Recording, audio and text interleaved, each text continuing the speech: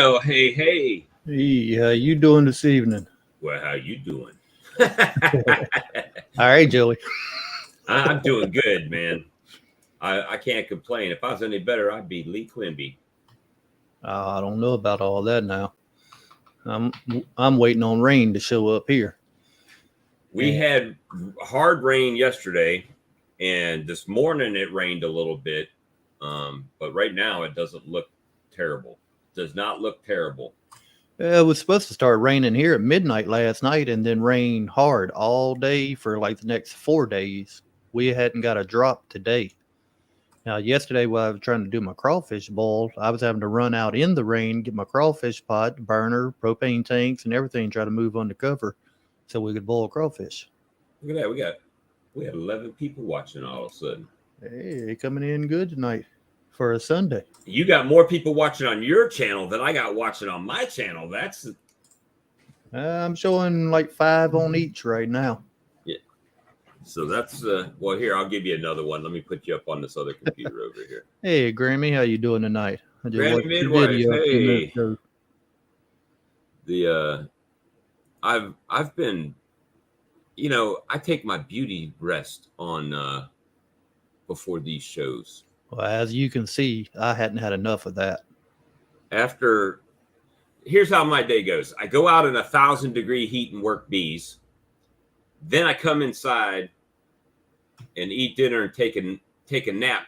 Then I get up and take a shower and look. I look at the beard, man. The beard's looking great, and the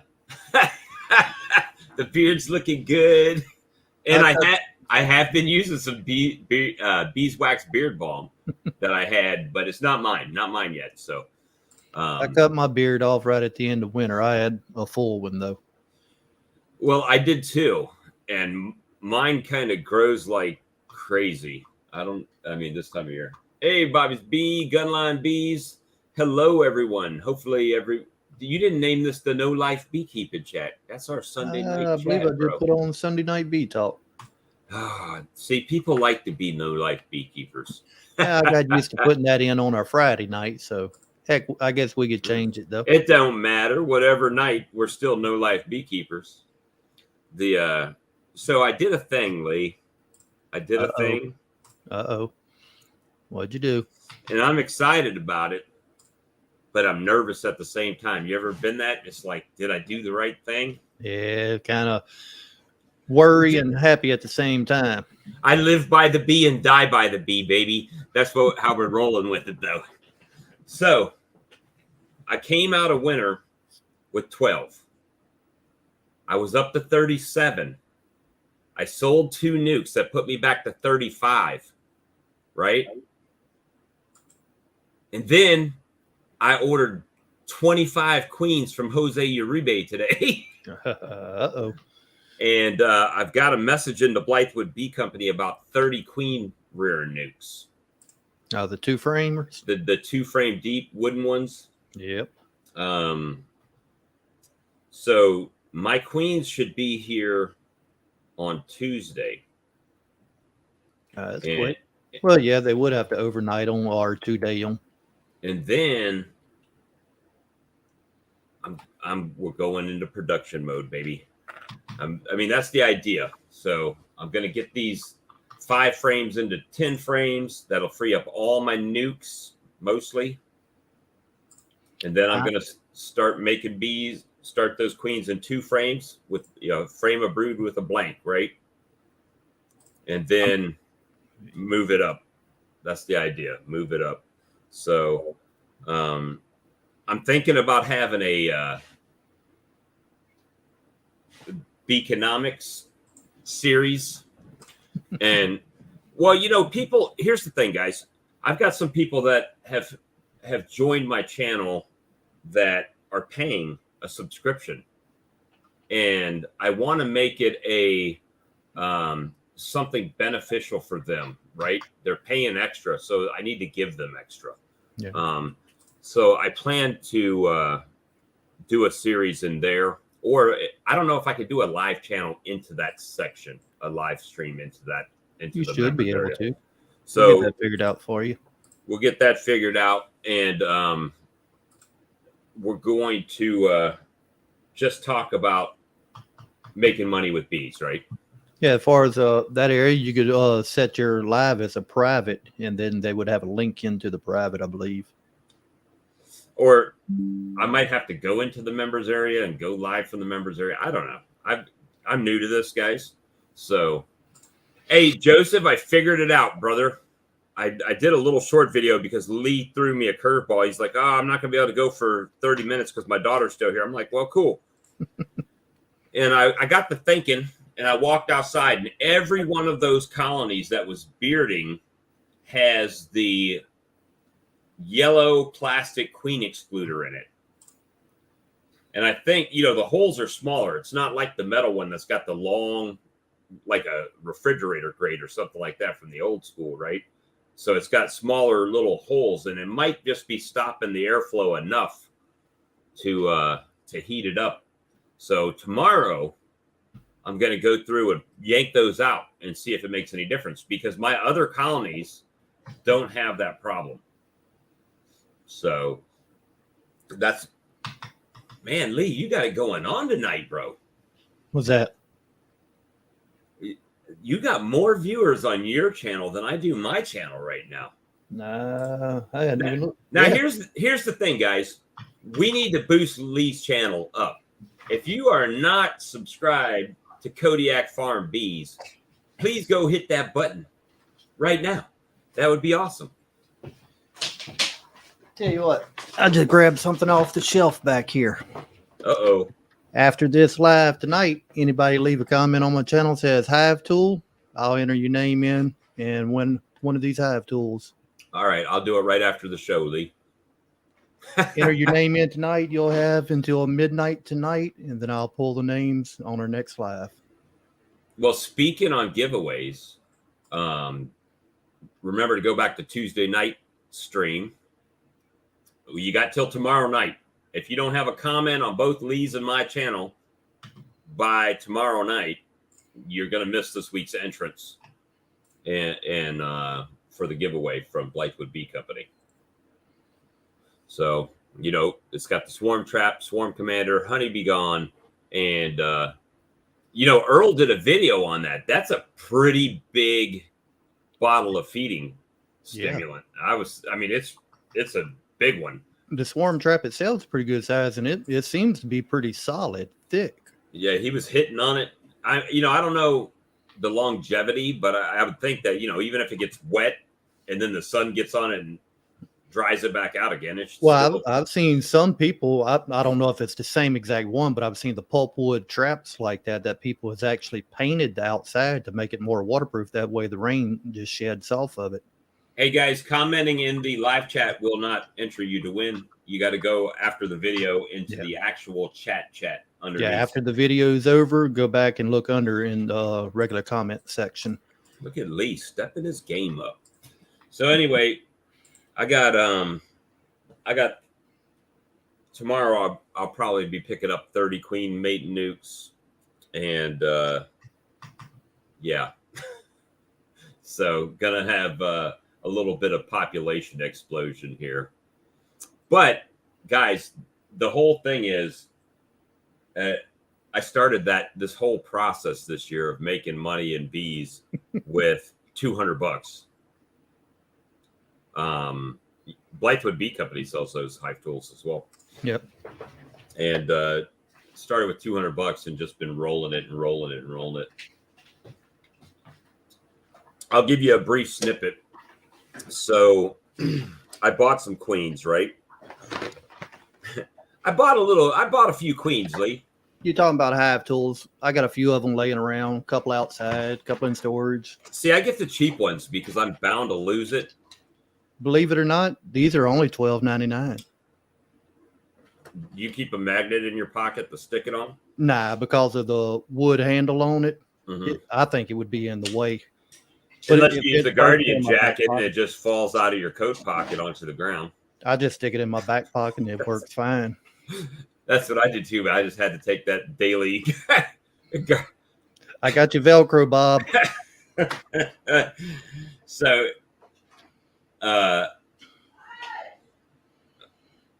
Well, I don't know what my wife's yelling at. Probably my dog. Sorry about that if you heard.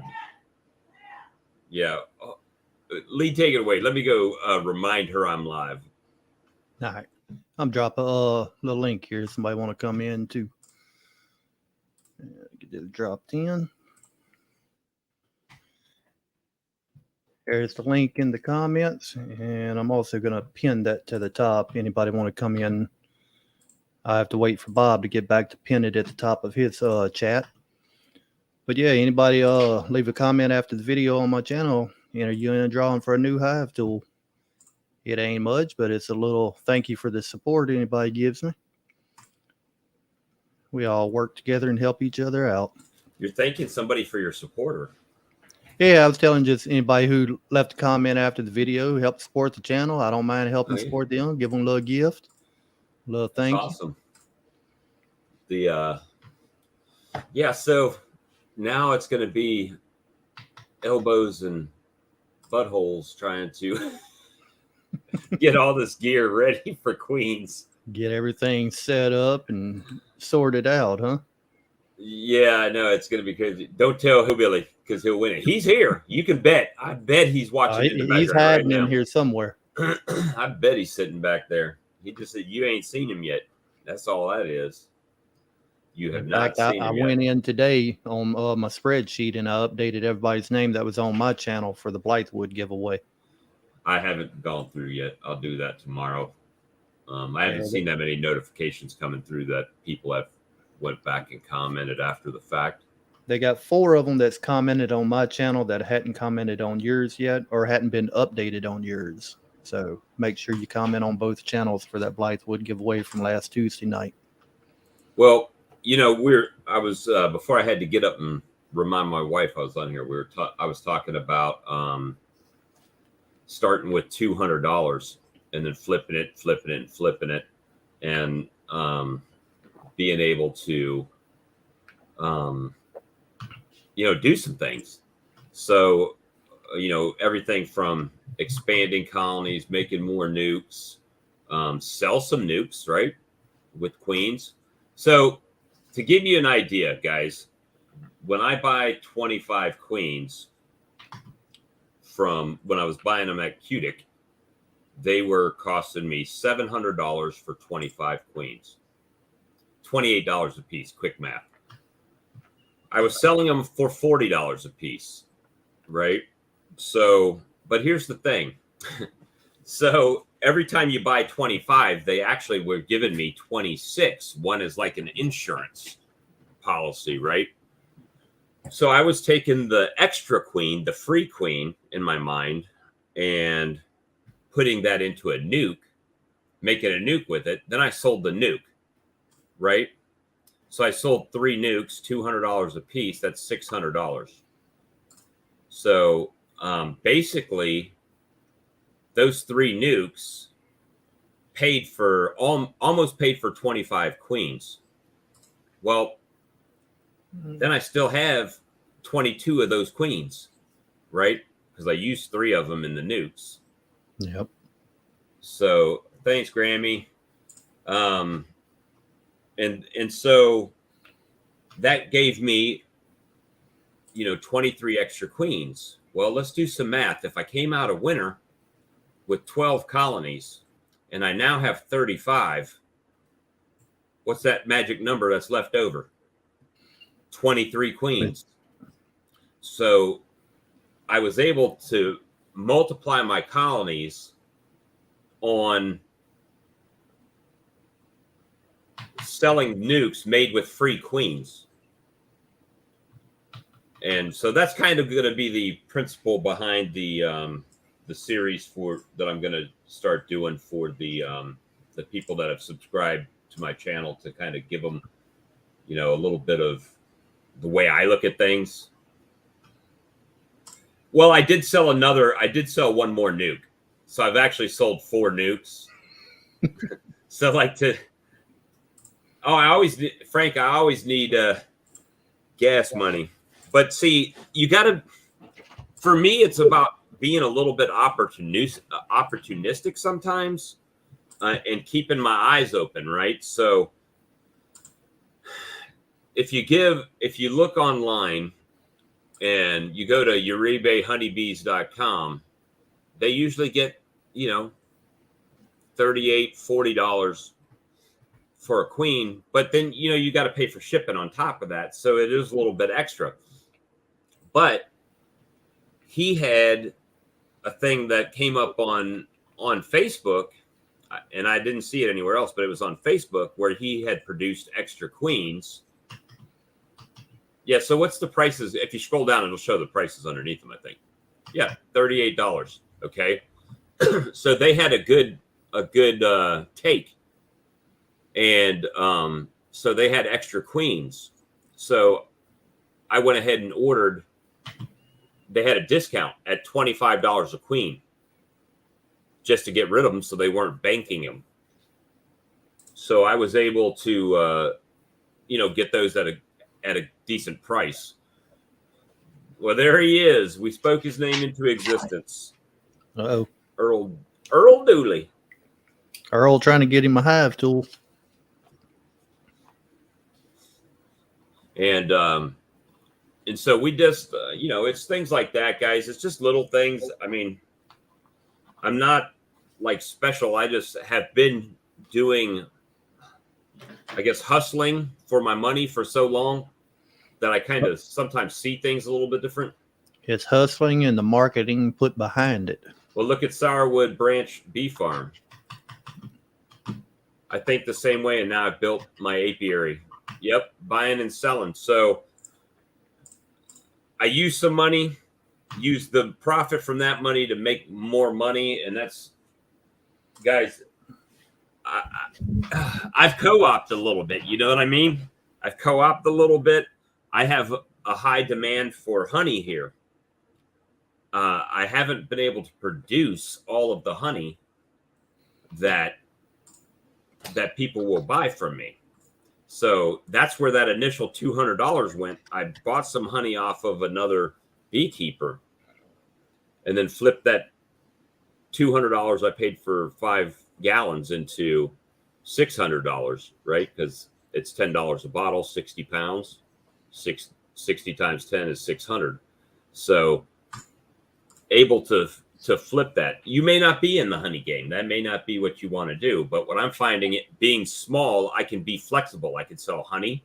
I can sell queens. I can sell nukes. Maybe not a large scale on any of them, but between them all, I'm able to grow my apiary with limited out-of-pocket expense. So that's kind of where that series is going to go.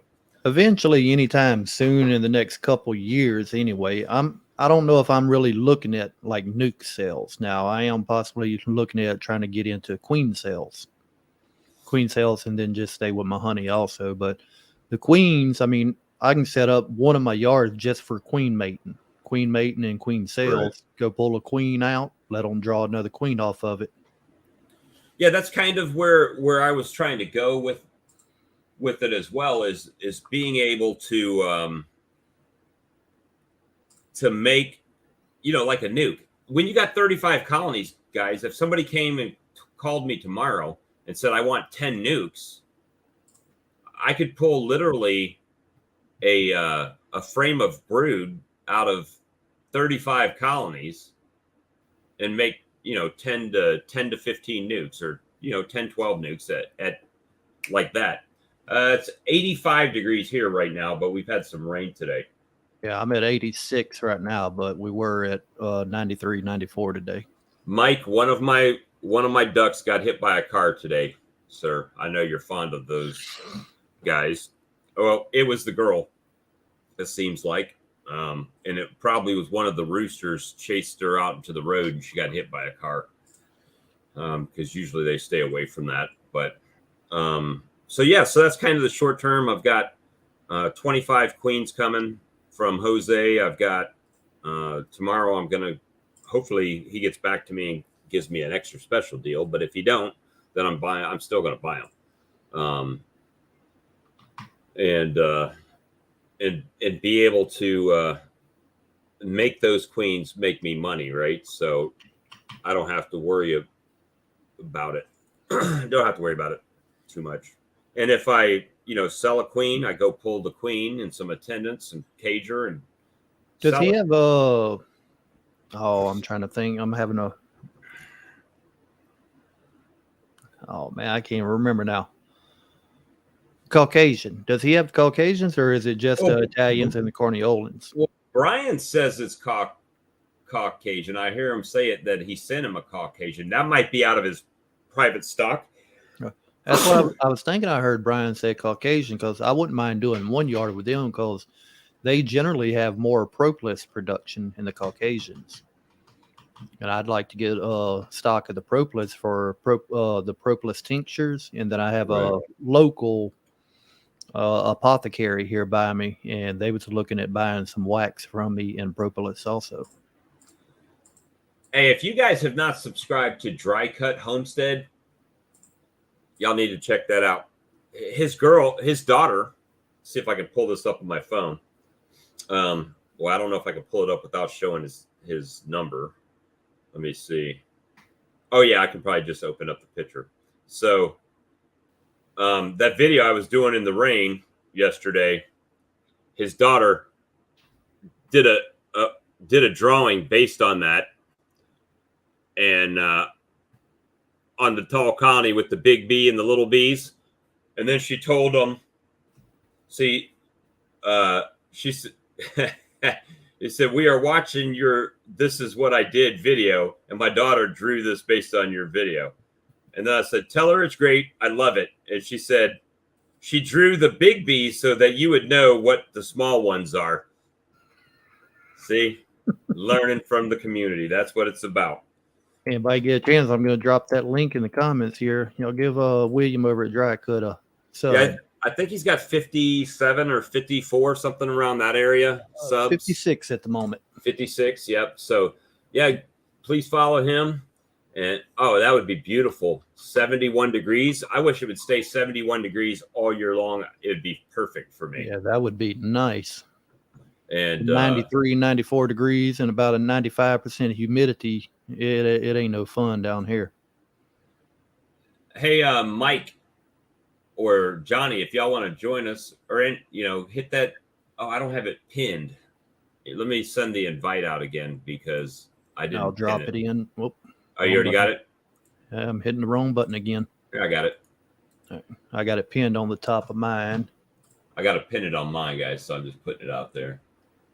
Let me see. Pin message. There we go. Now it's pinned to the top. And now you pin. And so, yeah, I mean, it's just different things going on. It's really hot here. I mean, even in the Guardian, bro, it's like you take a shower. Yeah, I mean, I don't know if you noticed. I try not to wear a couple of those videos where I just had the veil, right? Like you, the veil on. That's it. Well, you're talking 71 Celsius. Look, there's Michael from Minnesota. I was about to say 71 Celsius. Yeah, I think that's a little bit high. Michael. Hey, yeah, I think I've finished rebranding the title of my thing so I won't get shadow banned on YouTube. So, well, they're going to do what they're going to do. Yeah. They removed a live stream I did the other day saying that it was potentially misleading or spam. First of all, how can it be spam if you're coming to my channel to watch it? How is that spam? What video was that? The what one was it? I think it's when you were setting up the new nuke yard. Mm-hmm. I was and just doing real quick that 71C you were just talking about.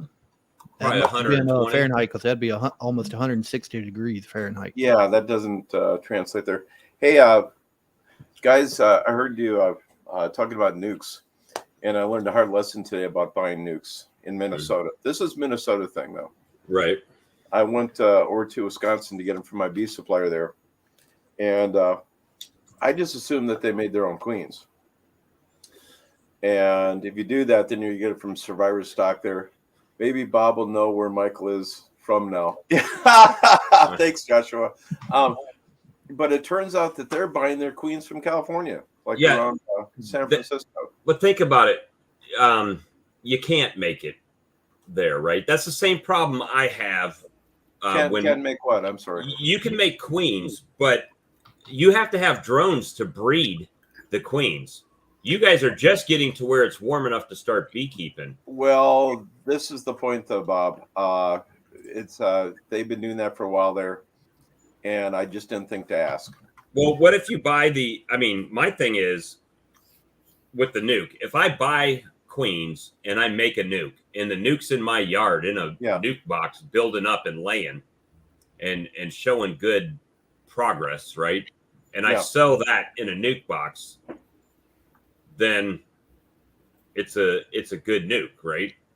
I mean, it's not an overwintered nuke, but here it's a little bit different because we don't have the winters you have, right? It's right. And that was my point there. And after going through, was it 80 or 78 of Troy's hives, there were some characteristics in there that, we definitely wanted. One of them was incredibly tolerant to some of them were to high mite loads, and they were incredibly calm. They hardly touched any of the stock, so they were incredibly frugal, but they were loaded.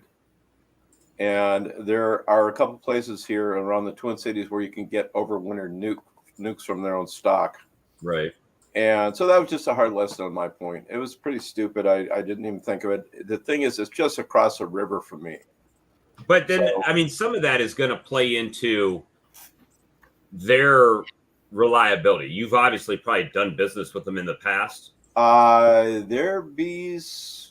do they struggle? Last summer, they ate themselves out of house gnome over the winter. Okay. Some of them were just really, really off. But some of them are really, really good, but not one of them made it through the winter. Really? Yeah. So, and how much that was my fault? I suspect it was probably 70% my fault, but there should have been some overlay though too. Yeah, so. I've had I haven't had good luck with queens from California from Oliveras. I don't know. Some people mentioned that, love them, but I had the same issue with the Oliveras queens. I think it's just too bloody hot here for them. If they're coming from Northern California, if they're coming from Northern California, I would say they're a little bit cooler than South Carolina. Yeah, Bob, I never thought about that, but anyway, so we're going to, any of the queens I get are good from Ian Stepler just on the other side of the lake because I know which hives they're coming out of and everything. Right. So that's what I'll do later on. But it was, like I said, it's specific to our nasty environment. Right. And it's just some questions that I didn't ask. Well, that's on me. I think the overwintered nukes that I had, that I overwintered myself with my queens that I raised here, those things are exploding. I've got 5 mediums on one of them. Isn't that wonderful? And, the other ones, even the cutic ones are a little bit slower getting going, even with the flow going. They're just kind of trudging along. But, it's bees are like compounding. It's like compounding returns, right? Yeah, that's funny you should put it that way. When you have a small cluster, she's only going to lay a little bit. And then when they hatch, she's got a little bit more bees. She'll lay a little bit more larvae. It's a cascade, yeah. Yeah, and as they get larger, well, then now she can just go all out, right? Yeah. So, say hi, Daisy and Frank. Charles, how are you doing? Frank's, you're great there, and Charlie, what are you up to, man? I got to hear what the heck. I've been trying to get hold of my cousin out there for 5 days now. What the heck is going on? You got rain or? Yeah, it rained today, this afternoon, and let's see. It's been raining off and on, and so I've grafted 30 cells this week, and I pulled them and put in the incubator today. So I got 25 out of 30 capped, and sold my last nuke for, I think, this morning. So I sold 2 this morning. Oh, and I got to, if I sell any more, I got to let them regenerate. Yeah, that's built back up. That's kind of where I've been at. Oh, you took him out. Okay, so yeah, he'll be right back. So yeah, that's kind of how I look. When I started this season, I didn't have any intentions on selling nukes this year. That wasn't really my goal. It was just expand the colonies, right? And I've been able to do that. I stumbled into, well, thank you. I stumbled into Cutic, right? Yep. Well, and I think that would be a good thing for you there is, well, put the feelers out and say, hey, order ahead, pay ahead, and you can come and get your nukes right here. And that's kind of where I think I'm heading. I'm talking to a buddy of mine of setting up a website. And yeah, I mean, if you can do a website or something like that, and then you, the way my friend does it, he does, what is that free web thing that you can sign up? Sign Up Genius. Sign Up Genius. Yeah, it's where you can make up a form and say, how many nukes you want, and go ahead and put your deposit down on them or pay for them. That'd be pretty cool. And you'll have to go. You'll have to investigate. It's called Sign Up Genius, and we use it in our B club. One of the guys.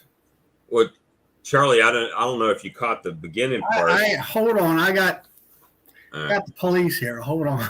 I'll be back. Quick, everybody, hide the weed. Demonetized. I was going to hold this up, and it's not going to work. It's a pipe. Take them out of the package here.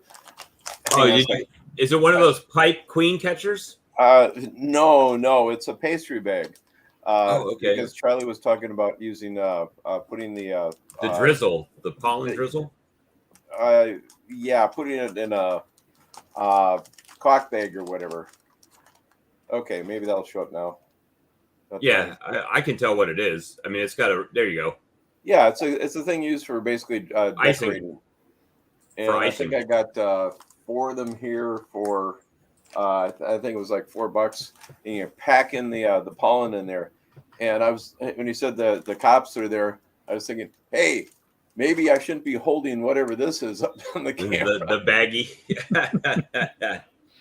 Well, and I don't know if you caught it when I was talking about how I ended up going from 12 to 35 colonies. No, I just missed that. Okay, so I bought these queens because Charlie turned me on to Cutic, right?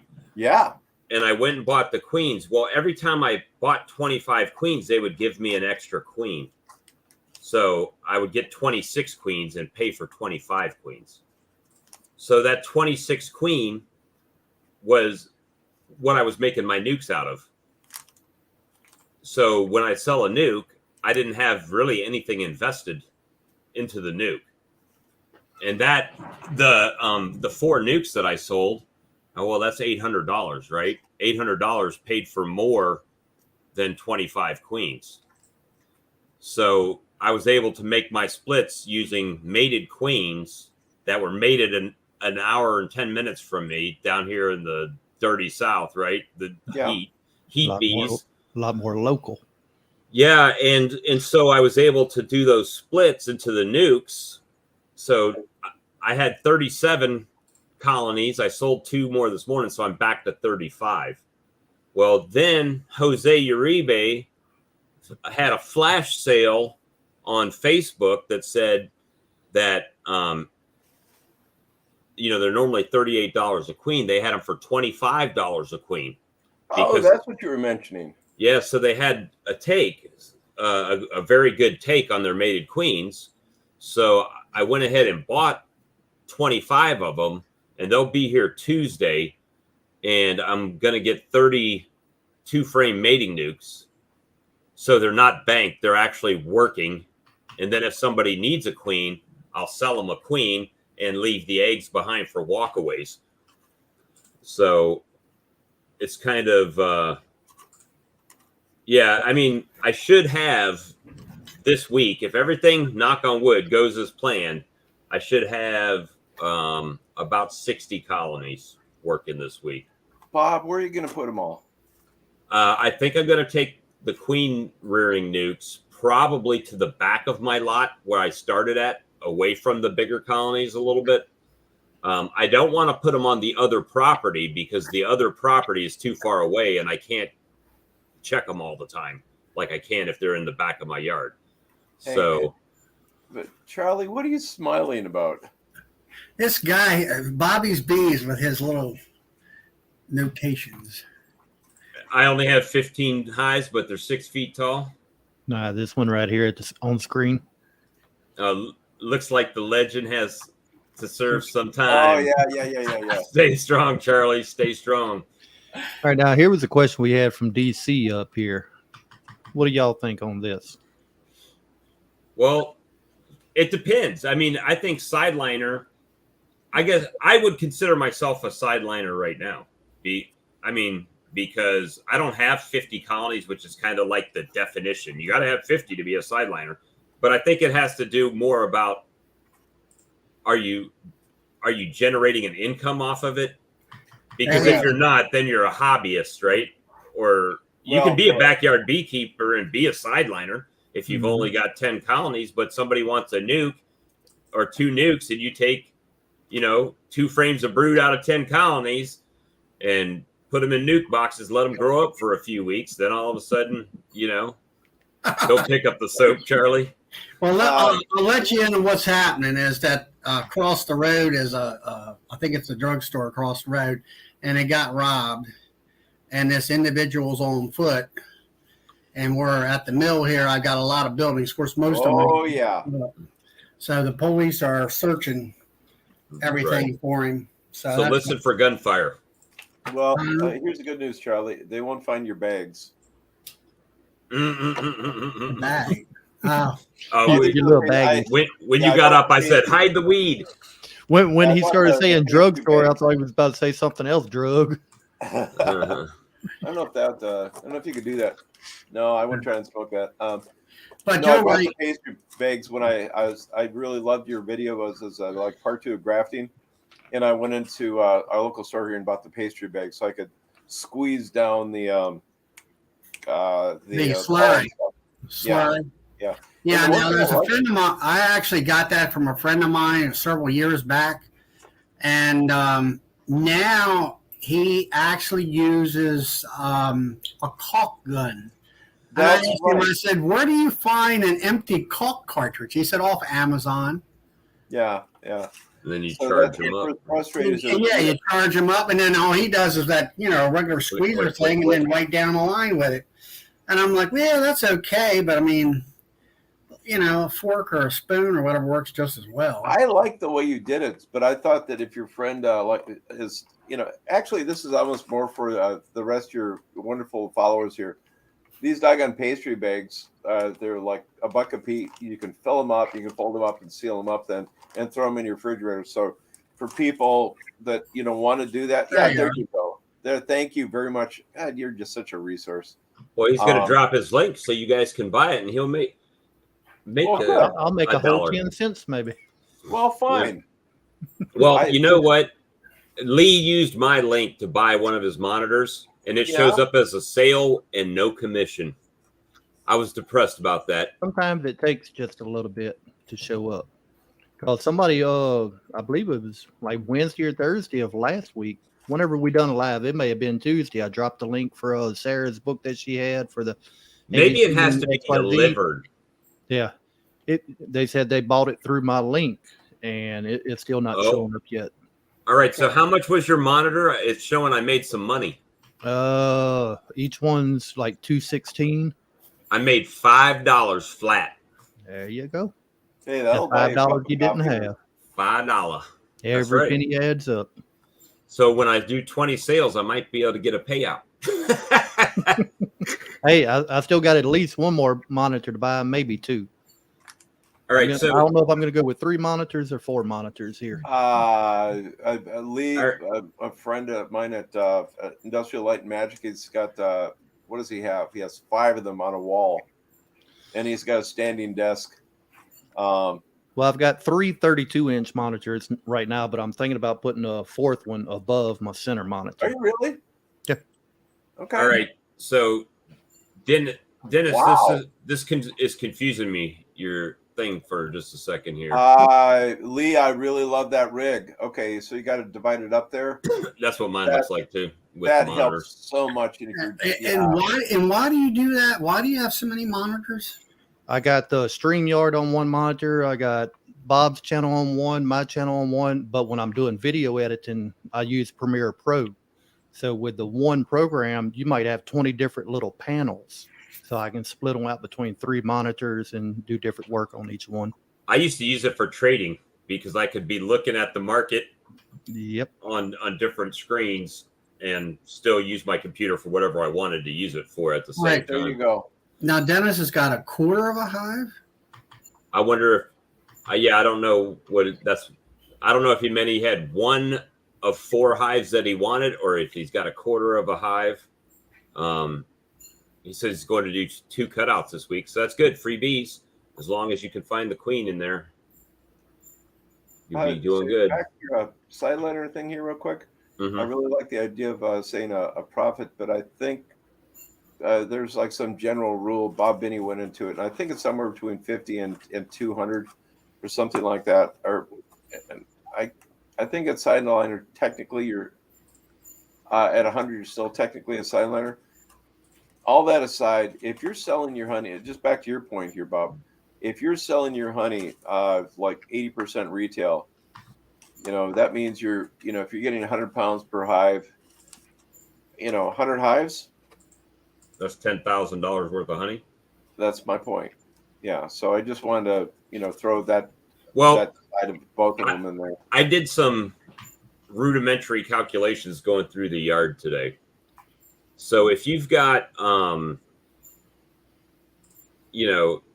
your colonies, and we figure about 30 pounds for a medium and 75 pounds for a deep, or what are you guys figuring for a weight on a deep? I just if it's pulled full. 4 deeps, and they were probably 80% full, and I got 165 pounds out of the 4 deeps.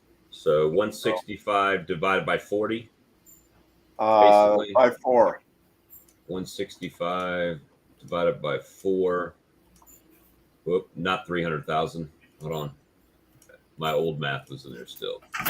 Showing 4. 41 pounds. But I think Mr. Ed said, now, I don't know if that's the weight of the box and the frames, but he said he'll pull like 90-pound boxes off. Wait a second. No, For a that's deep. not right. I've got the poundage wrong here. I just remembered that the buckets we put them in are 7-gallon buckets. So 7 times 12. Or wait, how many buckets did you get? I filled up 2 buckets with 4 deeps, and there's 7 gallons apiece. And actually, I have more left over that I can't fit because How many buckets did you get? I got probably 2 and 2 1/4 of 7 gallons. So did you fill your buckets all the way up 7 gallons? About Yeah, I got the 189 highest pounds. ones because I used to use them for making mash. So 190 pounds. That's roughly more like it. Yeah. divided by 12 4. pounds. It's 12 pounds to a gallon. Yep. So you got basically 50 pounds per medium. But you said they weren't 100% full either. These are deeps, and they were 80% full. Okay. Okay. So Yeah. you figure probably 70 pounds if you added 2 more When I was frames in there. picking them up, yeah, the weight seemed like they were about 80 pounds. So you take into account the frames, wax, and box. But all I know is that there's no way in hell Charlie, you pipe in on this one. There's no way in hell I'd ever run deeps. Mm-mm. I just don't want to lift them. My back one. I mean, my honey hives are all mediums. I run single brood chamber, which is 2 mediums, and then I run medium supers, which. See, my problem is I started with deeps. So now to get them in mediums, I would have to pull some drawn comb out of my honey supers and put bees basically make a package, right? Shake a bunch of nurse bees into a box, and then add a queen and shake them into a medium. But so they would start Bob, drawing comb. Lee's back is touchy, and I don't want to re-injure mine. And Charlie, you and I are both. I got lower back issues, and I've do I. been seriously looking at that hive lifter. It's like $500-600 or something. Oh hell no! It's Oh, no, No, it's more like 1,200 plus, depending which one you get. I'm, Talking about the one like I'm Mike looking Berry at got, the one that Mike Barry has. Yeah. looking $1,200 plus. He That's already. more like- that one that Mike's got is 1,800 Holy plus your moly. shipping. But the only thing I see with that, and I've talked extensively with Mike on it a little bit through the internet, and is the stability. Once you get that thing up in the air, to me, it just looks It wow. doesn't look. Yeah, that's the part I don't like of it. I think you'd have to have like really flat ground. I got more or less the flat ground, but it's just like I got. Yeah, that's what Daisy says. He runs over 100 mediums for honey, but when he runs out, he uses deeps. Yeah, okay, Daisy, that's a grand point there. So I remember an interview with Ian Stepler when he told his dad that he was, going to beekeeping. And he runs all deeps there. I'm sure that didn't even come to conversation. Well, all your commercial guys run all deep. I don't think that came up the conversation with his dad, but what his dad said was that you need to get something to lift those boxes. I'm paraphrasing him. Anyways, so right from the get-go, he invested in the Easy Lifter. Yeah. And His father told him, because his dad had a bad back issue. that's what it was. Thank you, Charlie. And Ian, well, I talked to Ian on one of these chats one night, and I asked him, I said, why not a skid steer? And to me, I think it would be faster. But he said, he's got kids, high school kids coming in. He's got that boom arm thing. Well, Yeah, see, easy the kids can run that. Right. And he said he has this one girl that's about 90 pounds wet, but she's a good worker. And if it wasn't for the fact he had the easy loader, she wouldn't be able to work for him. Just go flow, guys. Just go flow. Just a side note in that thing, though. There's no way in heck that I'd do a flow hive, because one of the things I do is reduce the moisture in my honey. I tried to get down to 16%, and I really think it enriches the flavor a little bit more. Think about concentrating or boiling down a stock to make a good sauce. Yeah. So my nephew messaged me today. He's let me see if I can pull it up and see exactly what type they were, but he's raising peppers. Mm-hmm. Am you talking about the moisture content? Last year, a lot of mine was 17 and 17 and a quarter because all the rain that we had. It was late July when I was pulling some of my honey. They just couldn't get it capped off soon enough. And you know something, that's a beauty. If you're going to dry out your honey, if it's uncapped, that actually works in your advantage. Yeah. So I put them in a room here and stack them up, put a fan on top and a dehumidifier, which actually warms the room up too. And the uncapped honey will dry out faster, of course, than the capped will. So That's what I'm planning this year, to get another fan and dehumidifier just in case they're not getting it capped off. Say, I just thought about something today, Lee, that popped in my head here. So I did them stack differently. This last year, years before, what I do is I'd cross brace them. I just put them, and what I did last year is I just stacked them on top of one of those, so it's like one column. And the single column, when you do it like that, it doesn't dry out as well. So, you don't get as much airflow or surface area to it. Well, if you have a nice box fan, and I have a box fan. I put it right on the top of these things. Yeah, that's what I was about to say. You could put a bottom board on there, right? Stack your supers up, put the box fan angling down so it's sucking air off the top and blowing it through the chamber, and it's coming out of the entrance. I think if I did something like that, I'd probably have a little metal frame built. That way I could set it on the floor and it would keep the boxes, say 6-8 inches off the ground, put a fan in it, then let it flow. Yeah, I've got that same rig. And I put the fan on top there, Bob, but it's putting them sideways to one another at 90-degree angle that actually I found creates better airflow. Yeah, and I think it'd work better. It was Hey, just Brian. Hey, Brian. just some notes I was going through, and I just topic there. Sorry. No worries. My nephew's raising habaneros. Yeah, but getting back to as far as quote a sideliner, they say 50 hives. But I kind of look at it this way, what's your profit? How much clear profit did you make? Yeah. If you make a profit after all your expenses, then to me that's a sideline. I mean, you're not going to be able to make a living at it. Let's say unless you go full time. But I mean, I make a profit. Well, this year I'm going to say I won't make a profit just because I've invested so much. Yeah, that's me. Yeah, but don't get hung up on that because people say, well, But I have cash flow. Yeah, I do have but the positive thing of it cash flow. is like you bought an extractor this year. You bought a uncapping tank and a capper. I mean, and a bottling tank. That's all durable in a bottling now, right? They're all durable goods. It's like I told you about the 30 frame. Go ahead with the 30 frame, and instead of like buying a 20 and boy, I wish I'd have bought a 30. So many years down the road. Right. I mean, the amount of highs you got right now, you're going to need that 30 frame. Yeah.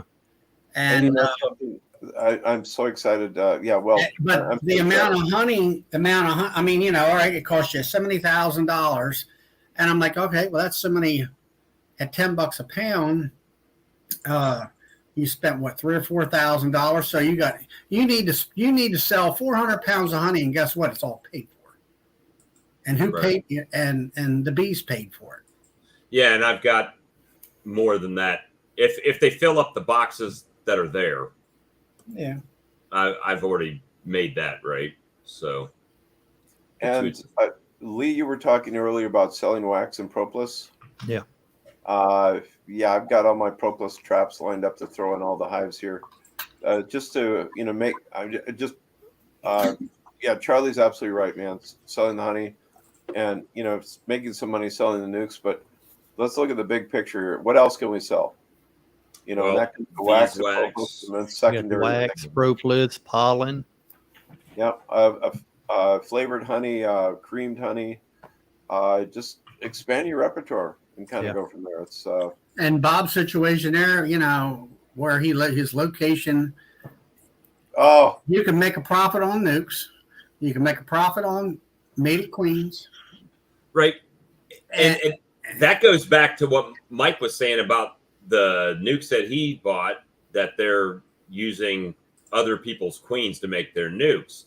And I use that same statement today with somebody that my mentor, I love him to death, and he likes to raise his own queens, but he doesn't graft, right? So he does walk away splits to make queen cells and then has to wait.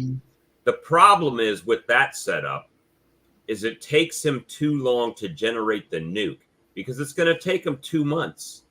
By the time the queen is laid, makes a cell, it's introduced, it hatches, it goes out and mates, then it's got to come back. If it comes back, then it's got to start laying, right?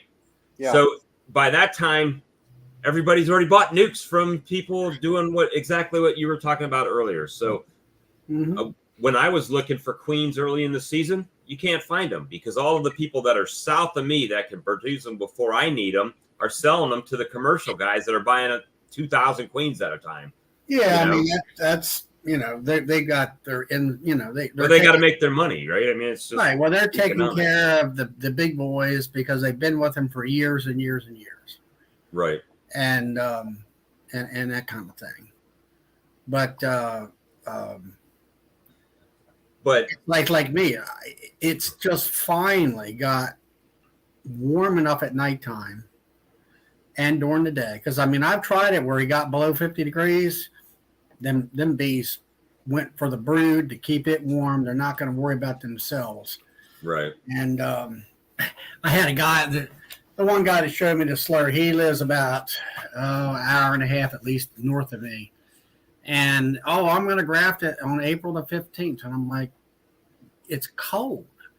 And they did. And I found out here recently that, they grafted and they had 30-some queens in mating boxes or whatever. And because of all the bad weather and all the cold and the rain and whatever, they had 12 queens out of all that work actually get mated. And then I'm wondering how well they're mated. Charlie, yep. How well? I mean, what you have to understand about queen rearing is what's your drone population, and is the drones sexually matured? Right. Because they have to be so many weeks old before they're actually sexually mature, and it's a lot to it. So, Well- like I say, I mean, I do it because I like it because it's fun. To me, it's a game. You're Right. playing the game between the bees and you. Real-time strategy. That's it. I was watching you do that, and I was looking at him, like going, "Son of a gun! Look at the smile on this guy's face." Well, that's the thing. It's not work if it's fun, right? About if it's something you enjoy, you don't never work a day in your life. I mean, how many hours are you out in the yard working your bees, and you're actually like, oh my God, I've been out here all day. I got stuff to do. Very rarely does that happen to me. The only time I do that is when I know I got video I need to get edited. Well, I've changed my strategy here. So I just back my truck and park it in the middle of the front yard while I'm out in the bee yard. And if somebody stops and buys honey, I just stop and go sell it to them. So the truck is always there. If they're driving up and down my little busy road here, they buy it. I mean, this week, guys, I'm not. This was like $1,100 a week between honey and nukes and queens. Good. So, To answer Sourwood Branch Bee Farm, I do have a double screen board, and I am going. That is one of the things that I wanted to use. This grafting that I just did this week, it just kind of like all the stars lined up. I had a queenless hive. I had a frame that was white age larvae, and the weather finally got right. And I'm like, I normally do it on a certain day and all that, the way the timing goes. And so I said, I'm just going to go ahead and try it and see what happens. So I'm happy with 25 and 30. And but I have to say, I shot another video today about that, pulling those cells out. They're a little bit, they're puny looking, and they're little, and I'm like, well, maybe the bees are wore out too. Maybe they're too old. well, you know what? I know Mike doesn't like my bottling valve. Oh no, don't get me wrong. I love your bottling valve. I did 96 bottles, 1 pound bottles in like 30 minutes the other day. Okay, check. Yeah, I mean, well, it's a time thing, right? It's just much faster. I can have a Brilliant, a hand on the bottle, a hand on a cap, screw it on, set it to the side. Screw it on, set it to the side. A holder board for that? A holder board. A bottling board. You can just rest the bottle on, so you're not. I actually have this little, and I don't have it. I gotta find it. Actually, it's just a little wooden table. I mean, it's probably about that big around, right? It's just, for me, the one drip valve is $200, and then you got to pay shipping on it. So for $400, I got the pneumatic one. Now it might break, dude. I don't know. Nobody has them. I've got one, and Better Bee uses it for there. Yeah, how often do you find pneumatic valves that break? So I wouldn't worry about that. Well, I'm more worried about the spring wearing out in there that pressurizes it. But who knows? I don't know. So I've got a question for Sourwood here. You brought up the double screen board. Where are you located at, Sourwood? Because Charlie and I, we've got it cool here, or where we are. What I'm doing for my mating queens is I'm doing the 10 frame divided into 3. So I've got a 3, deep mating box, and I put them over a double screen board over another hive. So I need your smart guys' input on something too with that. So I've got the 10 frame deep that's divided in 3 sections. Yeah. That plastic queen excluder that I'm using, all the hives that had that bearding on it that we were looking for what the hell's causing it, I went out there and I was thinking, I was like, you know what? Every one of those colonies that are bearding so bad have that queen excluder on them. So I'm thinking I'm going to pull them out, pull those out. Don't Pull I them was out. watching you do that video, and I was looking how frustrated and questioning you were. It was 90 degrees. Yeah.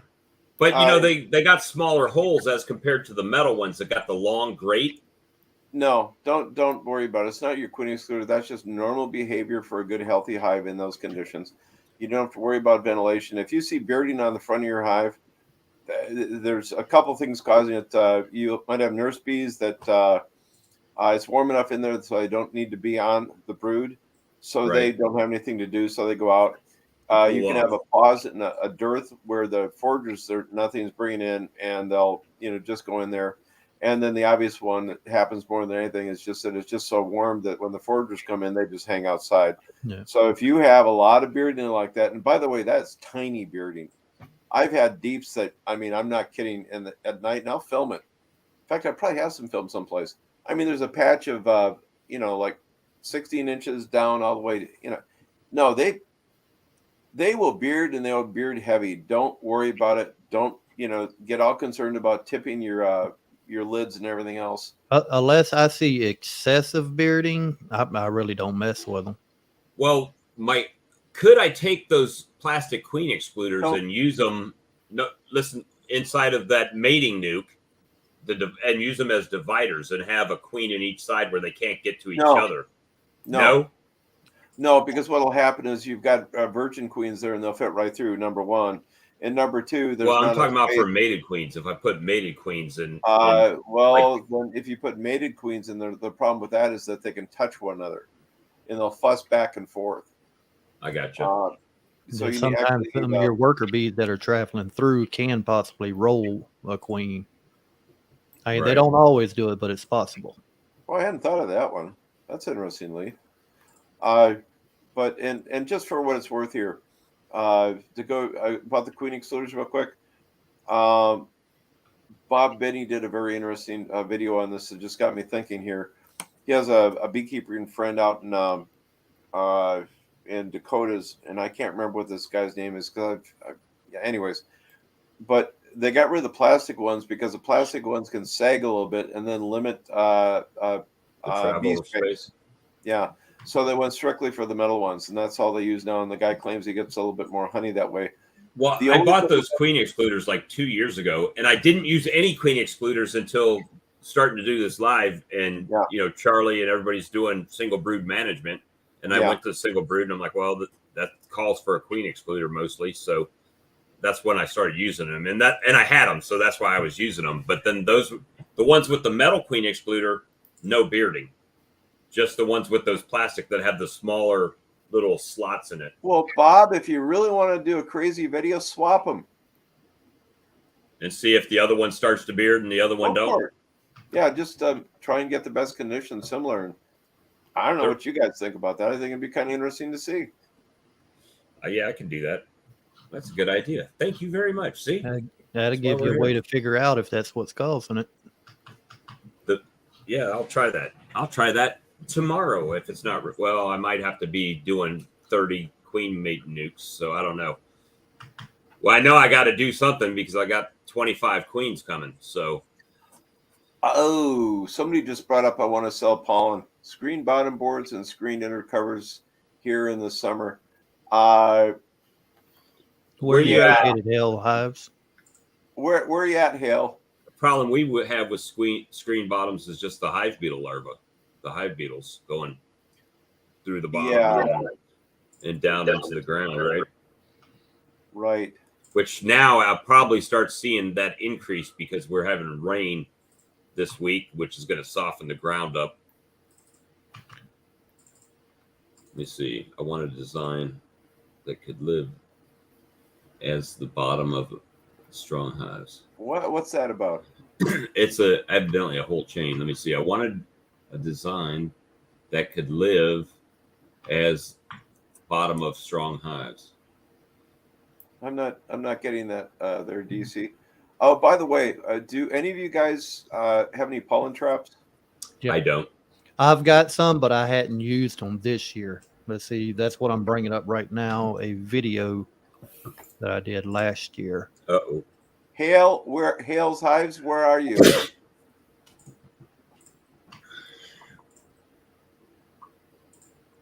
Thank you. No kidding. That When one, they go through the little grates, it basically knocks the pollen off their legs and falls through the bottom into the tray.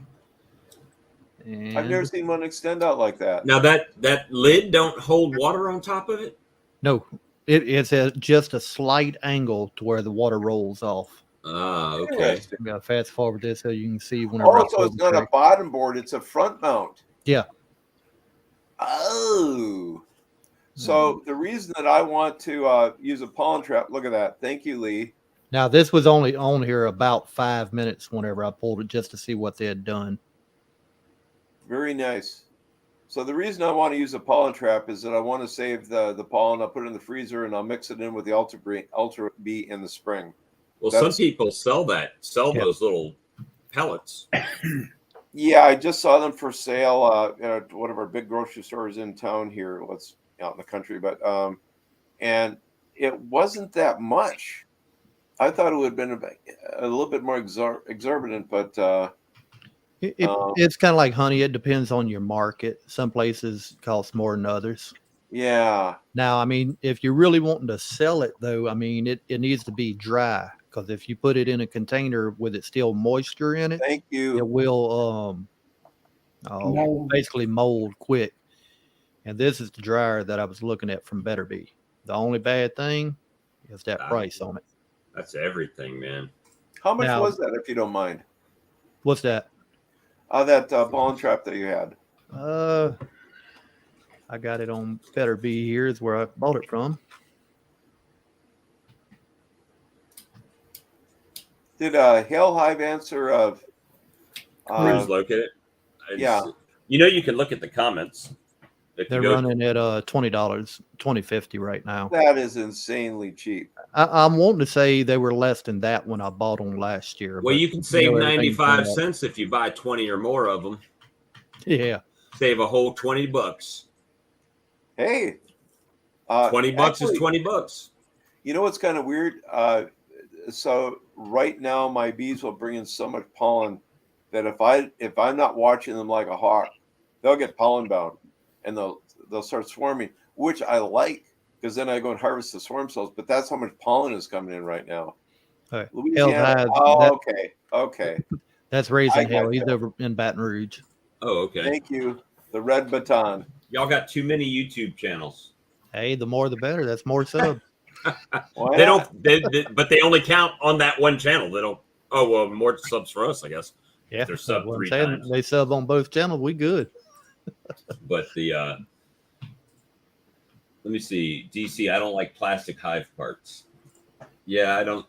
It would, I don't have, well, other than some like queen excluders and like guardian entrances, I really don't have that much plastic parts. DC, I think that would be the one plastic part that I just wouldn't give a rat's tail about. I think that's a good idea. What would probably make me more happy is if they were recycling some of the garbage plastic, and you tend to break things? Yeah, okay. Point taken. I'm sorry. and, I totally get that. Yeah, that's a good lesson to me. and if they, recycled some of that plastic that we've already got out there into I That'd be think he's nice. saying he tends to break them too. Breaks too easy. Yeah. he already has pollen traps. Yeah, Well, I've seen a bunch of those front ones. I think they make a wood one like that as well, but probably more expensive. But Well, I know Charlie breaks a bunch of stuff. That row of hives behind him. You see all those quart jars up on those boxes? Yeah, actually, Half of them are they're, cracked. they're what do you call them? Gatorade bottles. Yeah, that's it. Gatorade. Are they really? Yeah. Oh, that's smart as crap. So you just Well, drill the hole big enough for those screw-on caps, and then I put got like it. one hole in the middle. I got a Forstner bit. It just right. Get out of here. The thing slides right in there. The cap does, and then drill a couple holes. The biggest problem with that is that the sun will heat that stuff up. It So what changed the I've done- vacuum. Yeah, well, what I done was that I actually kind of went away from them, and I went to a pint jar with a screw-on lid that has a small circle of holes. And I don't know where you find them at, because most times they got a feeder lid. Yeah, you I could gotta do get one of those, Lee. They have a Feeder feeder lid? lid that's with a lot of holes around the outer edge, which I don't like. But anyway, I put that pint jar on there with sugar water or Pro Sweet, and then I made a box that you fit over top of it, and it actually goes down on the two outer edge of the boxes, slide down past the lid and on the sides of those highs, which holds the lid in place. It keeps the sun off the jar, and it works quite well. It keeps the bees out of it too. You know, Charlie, when you're out there, if you want to add a short clip of that on your next video, I'd love to see I'll them. do that. I really would. I got a video where it shows me, pulling the cells out today, and then also putting them in the incubator, which is my refrigerator, which is the top part of the refrigerator that I have for the hot box. And I got to render that thing out and get that all put in. I like how Cajun does it. He makes that hole, and then he just sets the jar on top of it, like a mason jar over top of the hole. But I've seen, and I've done it before. I've taken like a drywall screw or something like that with a sharp tip on it, and just tap a couple holes right in the center of the mason jar lid. Right. And then you just set the whole mason jar right over top of it. But I did that in some Boardman feeders, but that way you can reuse your spaghetti sauce jars and stuff like that on top of them. So DC brought up an interesting point here about, you really have to watch those drills. I've had them jump on me, and now I do them strictly in a drill press with a clamp. So thanks for that safety warning. I saw, hey Craig, I saw B-Wise. I don't know if he put it out on YouTube, but I seen him do it on Facebook. A little clip that he's moving all of his wooden ones to those Appa-made bottom boards. And he said he hadn't had, his clip, the gist of it was bearding. And then when he put the Appa-made bottom board on, he didn't have bearding anymore. So I don't know. Yeah, it's got a screen bottom to it, a plastic screen bottom, from what I've seen on like JCBs and them. The only problem I have with all that is that, and I guess you don't have to, but they have it to where you're supposed to screw that thing to the bottom board. Oh, like a latch? Well, no, it's got like two little screw holes there where you're supposed to attach the wooden box to that plastic bottom. And I'm like, well, I'm always moving and switching and, doing different things with that. I guess you don't really have to attach it to it. Well, I actually, even my queen bank that I had set up, so the way I had my queen bank set up is I had the queen in the bottom, right? And then I had a deep on it. So I pulled up a couple frames of brood and I put empties in the bottom where they were, and, basically checkerboard them. So I had brood in the middle chamber, and I put the queens in the middle in a space with about 4 or 5 frames in there next to the brood. And the nurse bees came up and covered the queens up. Well, I sold out of queens today. So I moved that brood to the inside and then put extra frames out and then put the super back on top. So, hey, what's up, Randy? Dirt Rooster in the Randy. house. Randy. Are you in the drive-thru, Randy? It is 9 at night. It's probably a Wendy's and Frosty kind of night. That's what I would be. I'd go for Sonic. Sonic. Oh, yeah. So we've got one Sonic here, and it's on the other side of the Twin Cities. We got a Sonic on every block just about over here. Do you really? Yeah, we got them all over the place. Do they have good hot dogs at Sonic down there? They do.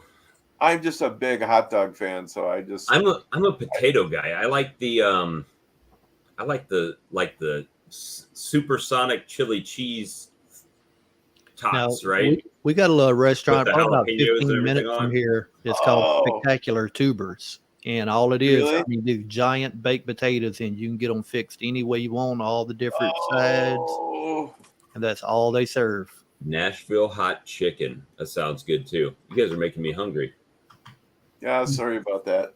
We had yeah, that's good stuff. Good eating. My wife made a yesterday she made a bratwurst casserole, and it was basically German potato salad, right, as potatoes, and then it had bratwurst in it and cheese. It was really good. That So, sounds brilliant. Charlie, do you ever eat any of the crabs out of the Chesapeake? Yeah, I like crab cakes. If you could now, it's. I actually went to a restaurant place for music today, and they had a crab cake sandwich, and they wanted $27 or something like that for that. Yeah, because it went crazy. I was about to say a bad joke. Well, when I was in the Navy, I got crabs in the Chesapeake. Oh, you got crabs from the chest to the peak. That's just a joke. Never happened. Oh, But to give you the military humor, we had this one guy, in Navy berthing, it's like bunk beds, right? And they're three high. And we had this one guy that I don't know what his status, what his qualifications for a date were, but it seemed like he constantly was getting crabs, constantly. So after about the third time, and because they'll come in, the medics will come into the berthing area and they'll bag up all of his clothes, all of his bedding, everything, right, to get washed. So after about the third time, you kind of get the whole dirt bag image going on the ship, right? So while they stripped down his bed and everything, when he came back to his rack, he had a bunch of little swings made with dental floss and loops and stuff.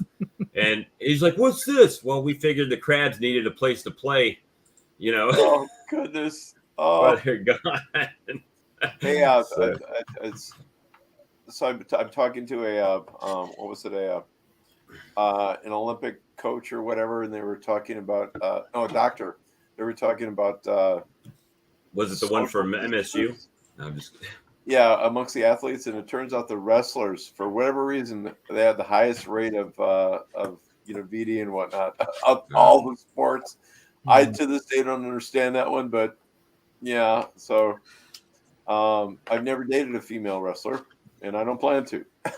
Well, this conversation has gone down quick, very fast. So what's this about? My daughter has beehives in the Chesapeake, Virginia. Man, He was talking about Chesapeake a while ago. Chesapeake Bay, yeah. So Virginia, Norfolk is right on Chesapeake Bay too, right? So Yeah, Chesapeake Bay, Virginia is right at Norfolk. yeah, so that's It's the right before you cross the bridge. biggest Navy colony, biggest Navy base in the world, right there. it's fun to be fishing on the Chesapeake and watch a submarine go by or whatever. That's just Rick says he's got a knockoff Apame hive coming this week. Rick, where did you buy that? Probably Amazon or eBay. So I ran into someone else that had those things, and they were from China, and they said they were food grade quality, but do you trust it? no, I wouldn't trust it. See, I'll let you guys in a little. It's supposed to be secret. I don't care about these people, but the University of Minnesota, they're going to be developing their own Apame type hives, and I think they're going to try and go for the textured interior to get the profilus envelope. The last part I don't know about, but so watch to see what kind of hive designs might be coming out of the University of Minnesota, St. Paul there. Sorry, wrong one. He got it from Amazon. Yeah, where is it manufactured, Rick? So, Lee's got a link ready already for it. Oh no, I ain't brought it up. Lee, come on, man, you're slowing down. Slacking. The researcher in the group. He's the producer, show's producer. Amen. quality definitely goes down when Lee's not here when it comes to that stuff. How would I look that up? Fake Apame? Try looking up on Amazon insulated beehive and see what comes up. Or plastic beehive, maybe. And Brian, all of my boxes are insulated, and they're better in the summer. Use less in the winter. I insulate them different with the NASA paint, but man, there's a night and day difference. I would love to try them, but even if they gave me a discount, they're so much more expensive than they are the other. Oh, absolutely. And maybe by the time you buy the bottom and everything, yeah, see, $180. Yeah. No frames, but I mean, still compared to the actual Apame, it's If a you lot go better on price. Well, right, if you scroll down though, Lee, there'll be a question down below saying where are these made, and they'll answer it down there. So even if you're paying $20 a part, right? So you're getting a bottom board, a cover, so that's 40. 2 boxes, that's another 40. So that's 80. And then a feeder, so that's, we'll say $20. So that's $100. So it's still almost double, not quite. I mean, it's got other features and stuff. So yeah. It's got one of those names that you can't pronounce, so it's probably Chinese. If you go down to the questions sections, though, questions about the product, I think I did that, and I found out that that's where it was. I'm going to bring it up on my side here. Thermohive. Daisy says, trying 2 Apame 7-frame nukes, bees do great. Yeah, I think they're good. I'm not saying that they're not a good product. What I'm saying is, for what I'm doing, they're a bit pricey. Oh, yeah. Yeah. No, it's on that particular one. I'm showing mixed reviews. Some of them 5 stars, some of them 1 star. Okay. Overall, though, it's showing 4.4 out of 5. That is true. Texas Beekeeper says, you don't have to paint them. So yeah, they are made in China. I just brought up that takes a little bit of the fun out of it, though. Getting out there, getting hot and sweaty, and doing all that extra work. Burning the boxes, painting them. You are correct. Quality and longevity has its value, but let's revisit that in like 2-3 years, because Apame I haven't even seen them for the last little bit, so we don't really know the longevity behind them. So I ran into an entomologist in Ukraine, in Kiev, and I was corresponding with a bit, and he had this is 6 years ago. He was introducing a new beehive, and it was the Apame, and who should be chiming in on it is JC Bees. Right. He said, I'm going to have to look into that. Now, I think literally one of his latest video here is my first Apame hive inspection. So he finally went to it. Well, yeah, he probably, let's face it, JC's got a lot of subs. He probably got some free Apame, I don't know that. He might have bought them. I don't know. Yeah, but he seems like a pretty frugal guy. A lot of his boxes are built and stuff. He built his own vaporizer. So I find it hard. I find it hard in my mind that JC went and spent $200 on an Apame colony. No. So just in my personal opinion, I don't know this. Sarah. I don't know this to be fact, but I'm assuming Apame said, here, do a video on this and we'll give it to you. And that's just where I'm kind of at right now. I'll have to take a look at that video and see what he says there. I'm just kind of... Yeah, see, there you go. Gave Jason my Apame connection and they hooked him up. I contacted Apame. Apame offered me 50% off of one order. Okay. So, I mean, that makes sense. I mean, if they've got a good, solid product, hell yeah, sell it at cost to some of the YouTubers. Right. Hey, nothing against them. I mean, I think they're pretty cool looking, but I do too. I guess price wise, economics, and trying to build, I don't think it would be economical for me. Now, would I like to have one? Yeah, I'd like to play with one, try it out. Oh, hell yeah. Yeah, that's kind of where I'm at. I mean, if I get one, obviously, people like them. I think they're a good product, but where's the flexibility? I mean, I understand that they might be able to, you could use wood boxes in conjunction with them. I mean, you guys may know better than me. Can you interchange? Yeah, I guess you can. And if I recall right, they're pretty much okay, Joshua. Thank Yeah, you. I mean, yeah, nothing bad with that. I just, not at all. you know, Me and Bob's talked about this one right here before. Hold on, pulled the wrong one. Yep, that's it. Sell sticker space. They could send me an Apame if you're watching. Send me an Apame hive. You can put a big Apame.com sticker on it, and every time I do a video on it, you're getting free advertising. There you go. Hey, just to recap what I said earlier toward the beginning of the show. I'll find it here. Oh yeah, that's what I'm saying, Texas. I don't think there's anything wrong with them at all. I just think, I guess if there's a drawback, it's just the price, you know. But you could say the same thing for the poly hives and everything, you know, that they're kind of pricey. So unless you're getting some kind of deal, you know. And I think even the poly hives you have to put together, right? I mean, they're not like just poly boxes. You know, the doggone title video or whatever on my channel is a friend of mine going through some plastic boxes. I'm pretty sure they're not insulated, but instead of just speaking of boxes, they're I think they're finger groove boxes, plastic boxes that he bought, and I have not seen those things for sale. I think he got them some years ago or something like that, just on a whim to try them out. Tritone says, getting tired of JC's videos. Never see him in a hive. Do we know that he still keeps bees? Another thing that bothers me is that YouTube short videos. Yeah, I don't like the YouTube short videos. I've done a couple, like 2 or 3.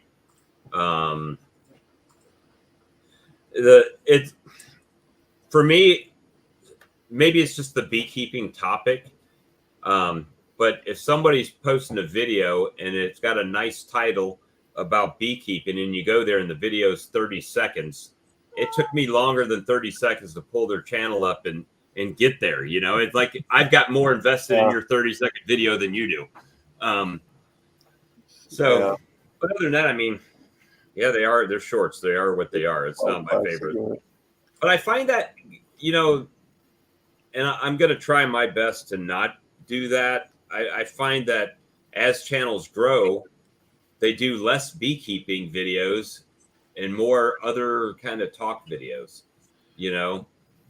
Well, we were talking about earlier as far as growing, just to kind of throw it back in here. Please. After this live is over, anyone that goes over on my channel, make sure you sub, leave a comment below saying Hive Tool, and have it in by midnight tonight. I'll enter your name and give away another one of these hive tools for you. When you gonna give it away? Have your comment in by midnight tonight, and probably on our live chat Tuesday. So we'll have 2 giveaways on another wheel. Hey, we should do a clip of that Chili Pepper song. Give it away, give it away, give it away now. But you just got to do it like less than 10 seconds, so we don't get copyright strike. That or demonetized, which I ain't worried about demonetizing yet. I'm far from even being monetized.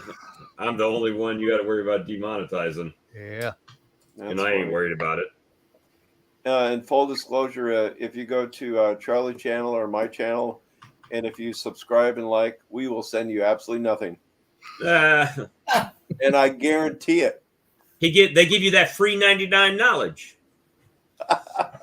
Yeah, that's 2 cents worth there. Free 99. That's it. Well, you know, these giveaways, I'm not paying for them. Scott at Blythewood Bees bought them.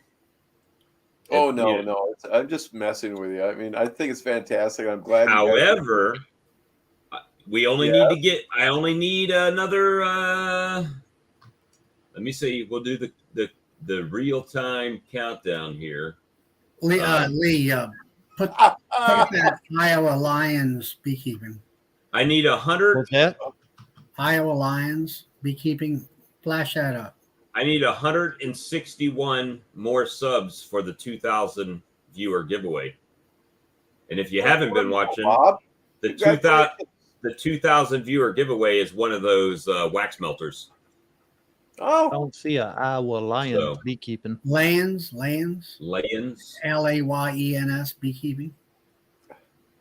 Joshua Young, thank you very much, and I will not send you anything. I appreciate it. Well, it says the Apame wooden hive kit starts at $130. That's kind of pricey, I think. Bottom board kit and a top with a feeder. Well, I don't even like their feeders. Hey, Bob, you see that Iowa Lions? I don't Beekeeping? either. I'm not finding Oh, it. I've seen him. Layens beekeeping. Come on up. There we go. Oh, there you go. Come on. Let me see. I'm subscribed to that channel, but I don't see him pulling up. But nowadays, it's like people change their names in the middle of like subs. So I don't know. Maybe he. Yeah, it was a while back. Our Sourwood Farm said to use the double screens. When for the normal. I actually want to use it when grafting, where the technique that down at Hive Life, where Oh, yeah. Tell about that. you put your graft in the bottom. Put the double screen. Well, first you put the double screen on 24 hours ahead of time. Then you put your graft in the bottom, and then on the top box is where your queen's at, and they're going out the back, coming around, and going into the front to populate that bottom box in order to draw out those cells. And then it was taught there where 2 days, you do it for 2 days, and then you switch boxes around, put her on the bottom, and then put a queen excluder on, and then they'll draw themselves out without giving it. Oh, that one. Okay. Giving that hive a lot of stress. Because I asked one of Bob Benny's guys, I think it's Jesse, and I said, "Why are you pulling it? Switching it around at only 2 days?" And he said, "Because of the stress and all that." So Really? that's one of the things I bought a bottom board for, to try that out, see how well it worked and everything. Interesting. Yeah, I can't find him either. Mm-mm. I've seen him in our chat before, Iowa Layens, Mm-hmm. but I can't find his channel on here now. Sourwood, he's right down there. I looked him up. He's just north of Charlottesville, A Virginia. Sport Scoop, that hive tool entrance, do it after the video underneath in the regular comments. Yeah, because we don't even see the live chat afterwards for like 24 to 48 Yeah, it hours takes a sometimes. while. And just to let you know, Mike and Charlie, y'all said go sub to y'all's channel to win nothing. I just dropped a link to y'all's channel. Anybody want to go sub to? They're going to give you free air and opportunity. Yeah, I appreciate it. Yeah, thank you guys. That's I try to. I got this grafting video. There's going to be a second part plus maybe a third part to it. I want to kind of let folks who are interested in it talk about some key points, what not to do, and show the incubator. And it's really easy. Just I'm looking forward to seeing that one, Charlie. I really am. Do you put any damp towels in there to control humidity? No, I use a little lunch meat container that holds 16 ounces of water. And then I have a friend of mine gave me a fan. I'm going to say it's about 4 or 5 inches in diameter. It looks like a miniaturized desktop fan. Well, let's see. It has its own little base. And it circulates the air around where the old that sounds wonderful. freezer was. Then I have got an Inkbird temperature controller on a regular hot or heat lamp. Do you remember how much those controllers cost? I think they're right around $50 or $60. But Lee and I were talking about. Go to Amazon's where I got it.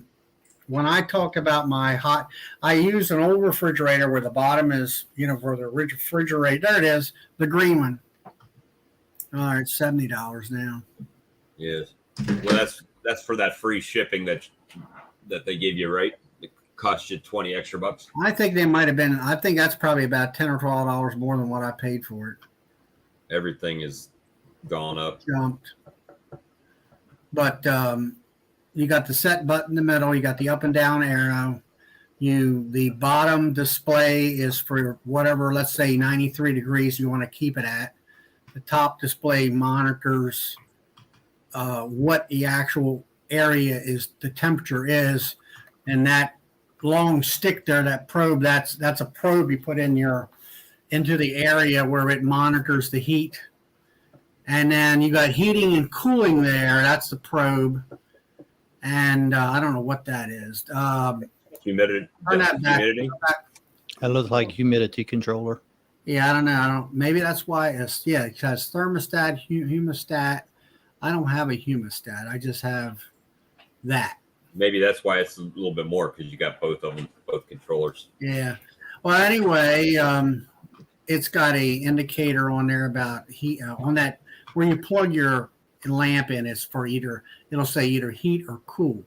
Well, you want to put it in the heat part, and it'll have alarms on it, and then you also have if like for me at 93, it can either go up 2 degrees high or 2 degrees low, and which Lee and I were talking about that earlier, for me to get a broke refrigerator and use it like that.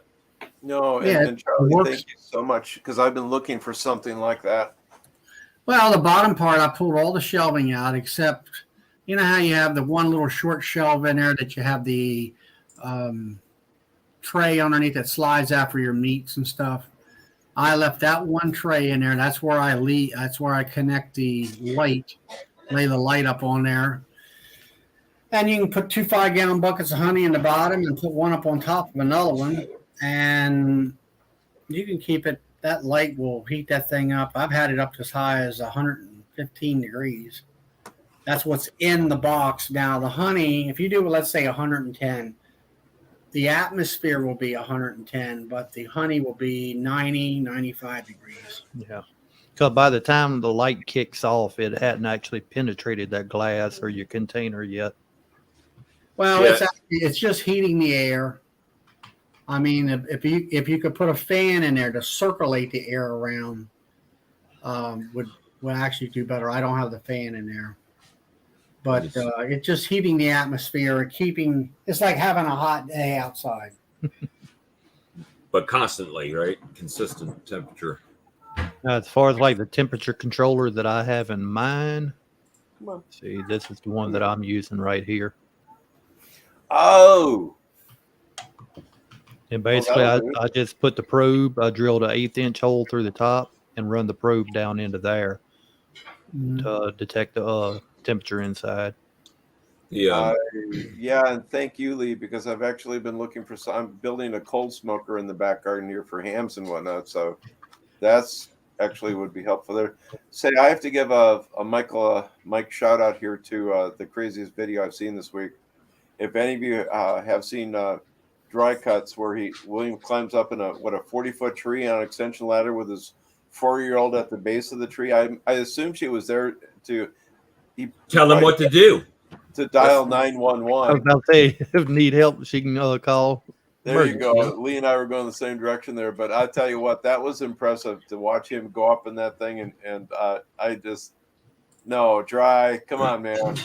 You won the mic. The mic prize tonight. Just beautiful, absolutely beautiful. It's the only thing you weren't hearing is some Swiss in the background go yodelay, yodelay, lady. Ooh. Got some good altitude there, guy. I saw you drop the camera one time, but did you actually fall off the ladder, or was that just the camera that fell? Because I don't mind heights, but that sudden stop at the bottom is what kind of gets me. That's what I told him whenever I had to climb that ladder at the farmer's market to get that swarm down. Oh, I said, that's if I right. fall, You just did don't that laugh too stuff. hard. I forgot. Yeah, that was impressive too. That was. I'm watching that. I'm like, wait a minute. What are you gonna do? Get a pogo stick on top to get a little additional height? That was crazy. 12-foot ladder in the back of a pickup truck with about a 12-foot pole on top of that. That was impressive. Yeah, you guys are The braver only than thing me. that would have been funny is if you'd been hit by lightning at that point, but because wait a sec, wasn't there some thunderclouds going through there or something? I think it was earlier that day. It was. And Let's see. it Could would be have my been luck. funny, but whatever. You go up there and catch $200 worth of bees and get a $10,000 hospital bill.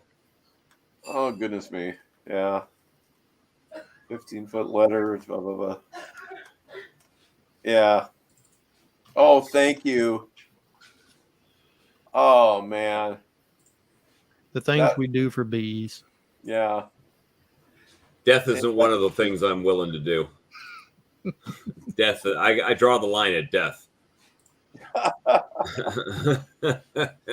Hey guys, you got any big plans for the week here? I'm going to take off and see if I can find a pirated version of Top Gun.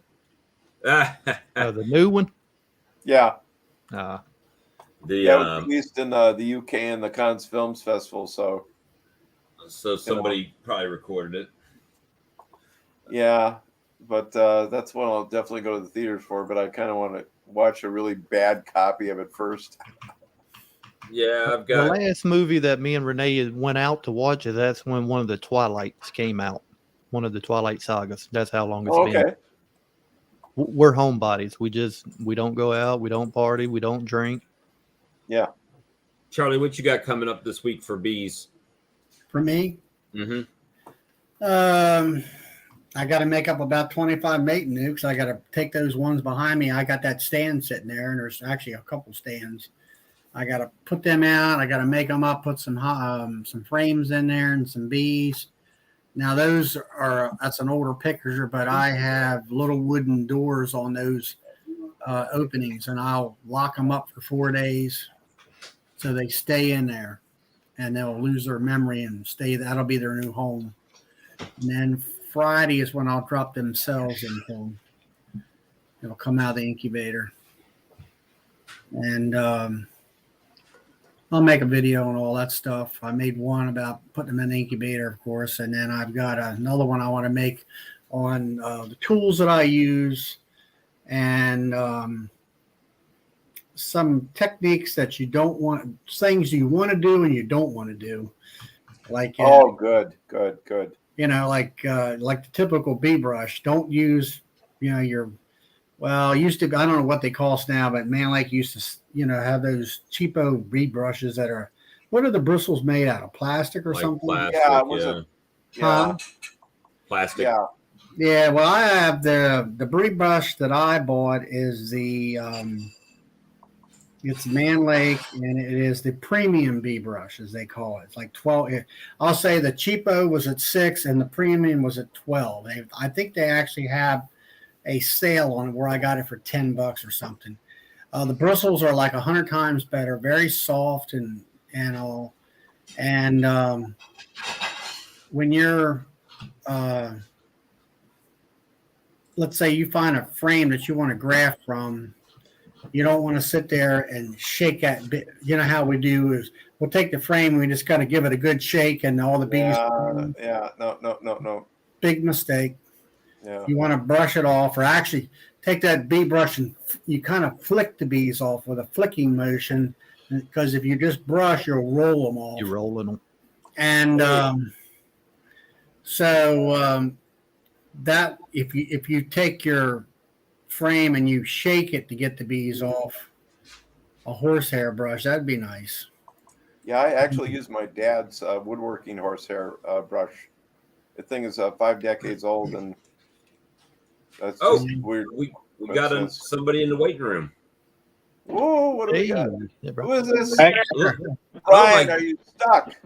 You got hey, let products? me get on. Let me hook up my Bluetooth. You got products in your beard?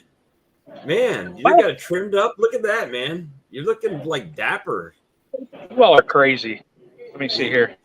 You can tell he's back to work and heading out of There we town. go. Talk now. Looking good, Can't man. hear. You in the airport? Let me see here. Can't hear, as he says. Yeah, I'd be curious to know what Castle Hive's World Traveler. Hey, Tobias, I'll pull your question back up here in just a second. So I talked to Jose. We can Oh, we lost him. we can hear him. Hey guys, Hey, I got to run here. I'll Yeah, probably I catch y'all on Tuesday. I got pretty much the same thing Charlie's going this week. Mating nukes. Are you But- really? Yeah. Well, they're not really mating nukes. They're going to be 2-frame nukes with mated queens in them already. Oh, okay. Well, And yeah, then mine- hopefully if someone comes and buys a nuke or a queen, then I'll move it, leave the frame of new breeder queen larva behind. And then that'll just become a walk away. Yeah, and I'm going to be putting nukes in. In Can't hives hear and you. that's about it. Oh, you're muted. You're not muted I want to know anymore. where he is before I go here. Say something. Okay. Okay. Hey, to bring that question back up here real quick for Tobias. And Tips you on got- moving a hive 10 foot. Oh, Move yeah. it one foot at a time, or move it to another yard at least 3 miles away for a few days, and then move it back where you want it. there Or you go. close them in and put brush in front of the entrance. Yeah. Could work. Move them, close them in for a few hours the next morning, and then lean a limb against the front with a bunch of leaves on it, and they'll reorient. yeah, make it hard for them to kind of come out, through the limbs and stuff, and then they'll reorient. Or just pick them up and move them and put a weak colony right there so all their foragers comes back into it. I know a commercial guy that does that. He moves them all the 50 of his hives, and he leaves like 4 in place, 4 weak ones. And then they just come, the 3 foragers feet, come back no, and boost them. that's too much. Yeah, I'd say about a foot at No, a time. no. Yeah, absolutely. Or 6 inches to a foot. When it Now, like, now, if you don't have any other hives in that yard or too close, 2 foot maybe, because they're not going to drift into another hive then. But if you got more hives close, I'd say a foot at a time. And where does he live at? Is it really hot there? Where you Oh, at, that's a Tobias? good question. Yeah. wow, we must have got rated because we got 53 viewers right now. Hey, we building up. Oh, You don't hear me Can you now? hear it, Brian? Yeah, we can hear you, bro. where are you? Oh, he can't hear us is the problem. We can hear him. Either we can hear him and he can't hear us, or he can hear us and we can't hear I him. guess we could just use place cards or something. Hey, you guys have a great night. And if there are 50 people viewing, hey, 51, yeah. 51. So, you guys hey, have got such a wonderful audience. It's your bubbling personalities. well, they come for the information and stay for the flavor. Okay, guys. Well, God bless. I'll probably catch you on Tuesday. All right, Mike, thanks. Take care. Take care, Charlie. Lee. Yep. Bye Yep. bye. Have See a ya. good Well- one, Mike. While we have 50 people in here, we do our main live stream on Tuesday night at 8 Eastern, 7 Central, but we're also doing a giveaway. So you can register for the giveaway still for this week's giveaway. You got to go back to our Tuesday night live stream and leave a comment on the video, and that'll enter you to win this week. And it's a swarm trap, a 2-ounce bottle of Swarm Commander, a 16-ounce bottle of Honey Bee Gone, and a 16-ounce bottle of Beekeeper's Choice feeding stimulant. So please do that. We would love to have you. Oh, and please make sure you subscribe and throw the thumbs up on there too. That'd help Subscribe us. to both channels, thumbs up, and leave a comment for the Blythewood giveaway. Well, hey, Bradley, how's it going? And if it makes everybody feel better, Earl the Hillbilly Beekeeper can't win this week because he's already won. If Hey, you've I'm already waiting, won I'm on this waiting one- for Brian to come back. Yeah. so he could see us. Nice. So that Brian, I think, is getting ready to get on his plane. So that could be part of the problem. Well, he was Airport. saying something a minute ago about deplaning, so it may have just landed and he turned. his Speaking phone of on. which, I got something to pick on you about. Who? You. All the crap you gave me about the unbottling tank error I made. I saw you say in your video that you were leaving that hive unclosed. You said unclosed. Which one? It was, hey, Brad, it was Hey, one what's of the going on? it was one of the videos where you said I think you were adding boxes. You were doing an inspection. You said, I'm going to leave this one unclosed. Well, that's the same as being open, sir. So you can't say unbottling tank anymore. You I'm saw gonna it. have See, to- Brad saw it. I'm gonna have to go back and find that one and bring it up on screen next time. Yeah, you can you unclose it up for us right now. That was on the last video. Yeah, see? On my supers and nukes. Yeah, I think that's what it was, the Supers and Nukes video. All right, I'll have to find that. So see now Lee will go back and he'll delete the video, cut that out, and re-upload it. So you got to watch it now. You got to I'll see trim it. it out. Hey, if you do watch it now, I give it a thought little was when thumbs he up, was- please. When he was going to get something and he was going to leave it open Yeah, and he said while I'm he gonna, went get something. but he said unclosed. I'm gonna leave Yeah. this one unclosed for a minute. That's just Cajun. Yeah, Hey, there you go. you know what though? But when you're thinking what you're doing and you're filming it live, you know what you're trying to say. It just doesn't always come out. Like I added a super and I said, I got this nuke box here. It wasn't a nuke box, it was a super, and I was loading frames up in it, so it happens. But if you give me crap, you're gonna get it back when I catch it. Just know that. You're gonna Undoubtedly, Hell except, Hives or Raising Hells have seen it too. except for DC's Blessed Bees, I can't give him nothing because he don't put any content up. You got to put content up so I can start firing it back to you. But yeah, so if you don't think we pay attention to your videos, we sure do. So what's going on with you, Brad? Oh, not much. I sold my first nuke today. Hell yeah. Yay. How much you getting for nukes down there? I sold it for $150. That's too 150. cheap. That's too cheap. That's too cheap, bro. They were 150 here last year. They're 165 this year.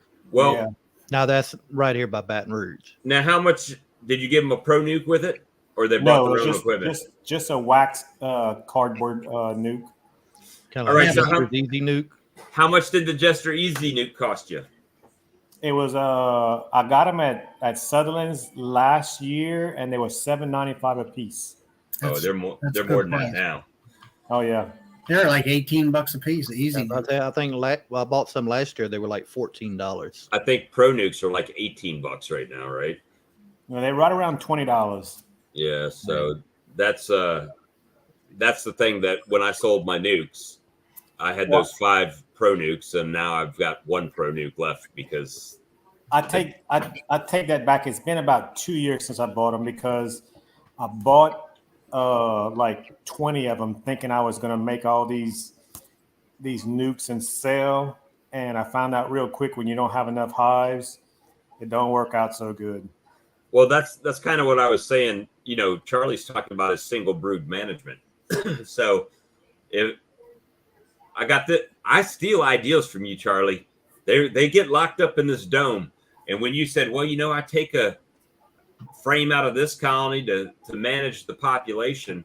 So if somebody wants a nuke, I take a frame of brood from here, a frame of brood from there. I did that today.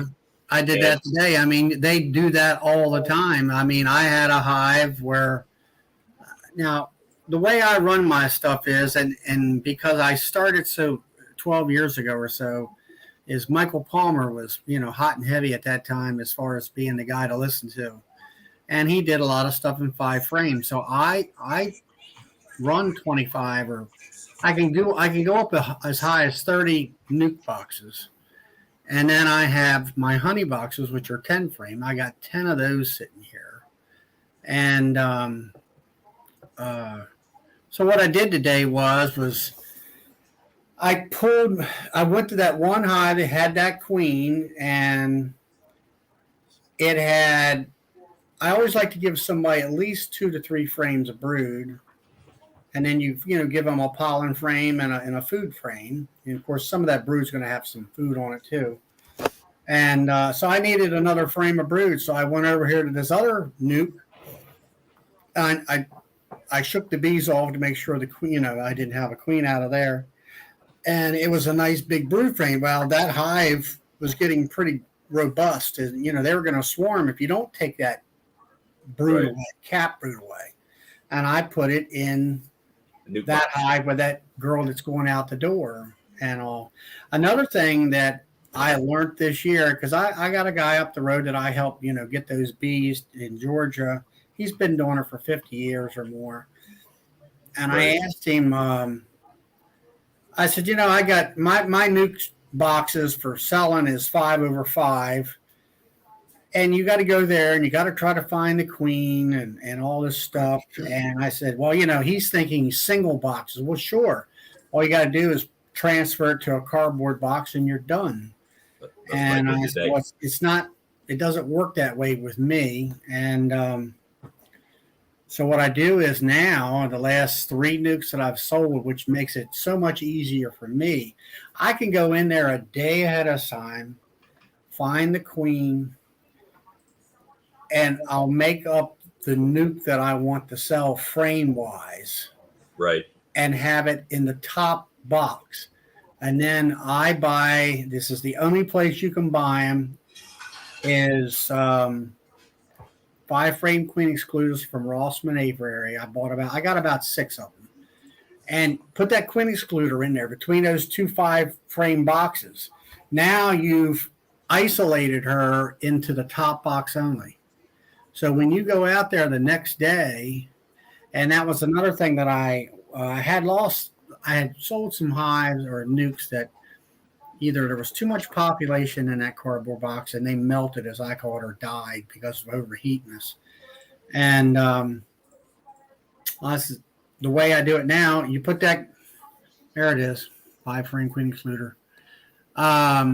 You put that queen excluder in there, you isolate her to the top box, you make the box up as far as the types of frames you want and all that. I can go out there the next day and let's say the guy shows up at whatever time, you know, and I can be there 15 minutes ahead of time, go out there, transfer everything over, and I'm done. And there's no stress. And the one thing I like about it is there's no stress on the bees or the queen because they're in that box until 15 minutes before they need to leave. And it's no stress on me trying to find her or trying to get all that transfer done ahead of time, hours ahead of time. And then the bees are stressed because they're overheated. So that's my new technique for doing the nuke sales and stuff. What I did on mine today, well, he came and picked it up today. So yesterday I went out there to a 5 frame nuke box and like you said, just transferred everything over to a nuke for them to carry home. Right. So yeah, the cardboard box. Now it had 2 frames of capped in a frame with open larvae and eggs and everything. Yeah, that's fine. Yeah. And, you know, and then you get yellow pollen and yep. some honey frame or something like that.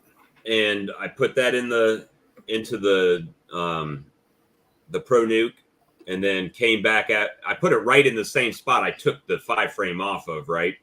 And then after dark, I just come back up and close them up when all the foragers have come back in. My concern about the Pro Nuke's the plastic one, right? Yeah. If that's out in direct sunlight, how hot's that going to be for that? Well, it does have the top. You can flip it one way and it says vented. Yeah. And if you take it off, flip the other way, it says unvented. Yeah, but that plastic's going to heat up. I didn't call someone else. I think Casey Earl asked you about that. That was the question that I was talking about, Brad, because I've seen you use them, and he uses them to raise nukes up to move them into his other boxes. Yeah. And his hot is as hot as my hot is. So I set mine up to where they have like an afternoon shade, to where it's not like after 1:30, they're really in the shade. Yeah, I don't have everything I have is direct sunlight, and except for let's say 4:30 in the afternoon, I got a barn. I got my nukes along my barn, and that's the downside of it. It's a great wind block and all that kind of stuff, but that's a good price. the shading of the barn on my hives, I got to get out there really early in order to get sunlight in order to see things. But those Yeah. those Blue Sky, do they have if you order so much that they pay for shipping? Hey, Brian, does Blue Sky have a free shipping offer, or do you have to pay shipping on them? That one I do not know. Well, Qdix down here. Well, they're not down here anymore. They're in New York. I confirmed that. But they're selling their nukes for $205 with Pro Nuke, and it's $205 for a wooden box one as well, but it's like a deposit. So if you bring it back, you get like I think $20 back on the nuke box. I think with the Pro Nukes, I mean, if you're gonna like sell them, they lock down easy because of the vents close the doors, and it's still well vented. If you're not having them in the sun and you lock a lot of bees in there, I think they're more vented than like what I used today was with the wax cardboard nukes. Right. Is 'Cause that I an easy? even- Was that an easy nuke? The Yeah. Juster Easy Nuke. I even when I bought these cardboard ones, I was before I got the Pro Nukes, I was gonna start some colonies in them, like in the spring, and then sell them when they built up. So I had cut squares in the back where that little vented hole is at, and I had glued some hot glued some screen to give them more ventilation. Yeah. That helped out those cardboard nukes a lot. Yeah. Because I was afraid of those few little holes that they had in those cardboard nukes of them overheating. Like say my friend, he's also a Man Lake supplier and all that. So he's got those Man Lake cardboard boxes, which the problem with them, they're poorly designed. If you put doesn't matter whether it's a medium frame or a deep frame, the frame rests are probably a half an inch too long as far as the overall width. They need to be narrower. What I found is on one of the frame rests, you're supposed to bend the cardboard this way. If you bend it the opposite direction towards the frame, it'll hold the frame in there. Yeah. But what he did was he bought I'm going to say at least a 6-inch hole saw, where there's little perforation, whereas he went zoop, and on both ends put a hole saw, and then he put a 8-inch hardware cloth screen on both ends. And then he's got a really long staple gun that he can staple all that stuff on there. Yeah. But I mean, I look at it. I mean, you're paying for all this stuff, and then you got to sit there and jury rig it. I mean, My local apiary, they use like the cardboard nuke boxes to sell their nukes, and to me, the frames just don't sit in there the frame holder, they just kind of slip down. Yep, that's right. And not only The that, Juster's Easy Nuke, they're stiffer. I like them. Oh yeah, Well, Easy Nuke has got it measured correctly, and they will stay on the frame rest. Now, the Man Lake kind, you have to take one of them frame rests and bend it the opposite direction in order to hold that frame up there because it's not made properly. yeah, and those cardboard ones from Man Lake, you got to be careful because when you slide your frames in, the frame rubs on the side of the cardboard. If they got any bees on that side of that frame, it's gonna roll them. Yeah. All right, so I think Texas Beekeeper was asking about the Pro Nukes. I've got one here that I don't know what's on the inside, probably a bunch of trash, but basically it's a plastic lid, right? That's got cut-outable holes here for like a soda bottle on this side, and then this is a 1-gallon feeder on that side. Yeah. See, what I did, I just melted that center out of that biggest hole, and I just set a quart jar on top of it, and it just sits there. And then it's got these little nipples right here that coincide with these holes up here. So if you flip it, one side says no vent. That says no vent. This side says vent. So depending how you put the lid, like right now, that's not vented. It's upside down probably for you, and if you flip it around, and I'm blurry, sorry. How'd I get blurry? I don't have an adjustable camera. There we go. And if you flip the other way around, now it's vented, so those holes on the bottom right there let some airflow in them. Mm-hmm. And I believe I've never bought one of these new. Have you bought one new, or you just got a nuke in them and you just reused them? No, I bought like 10 of them new. And then these come separate, right? These little Mhm. plastic pieces, you got to insert them in there. Yeah, they easy to snap in. But you just slide them up and it opens it up for them. And when you go to lock it down, there's a little, well, we'll take it out for you. Since it's got 2 of them, well, we'll try to take it out for you. There we go. One side, the other side. It's got this little clip right there. So when you slide it down, it hooks right here and It locks the bees in. it locks them in, and they're vented. So you just pull it down, and now they're locked in. Yeah, and they're not getting out.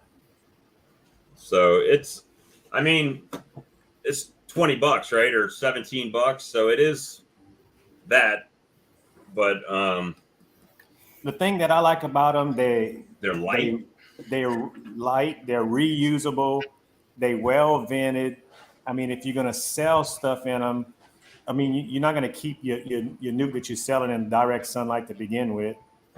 So I mean, and the customers like them. And they're good for like swarm traps too. If you need to go get a small swarm, it's just a plastic box, right? You put a couple And frames in there.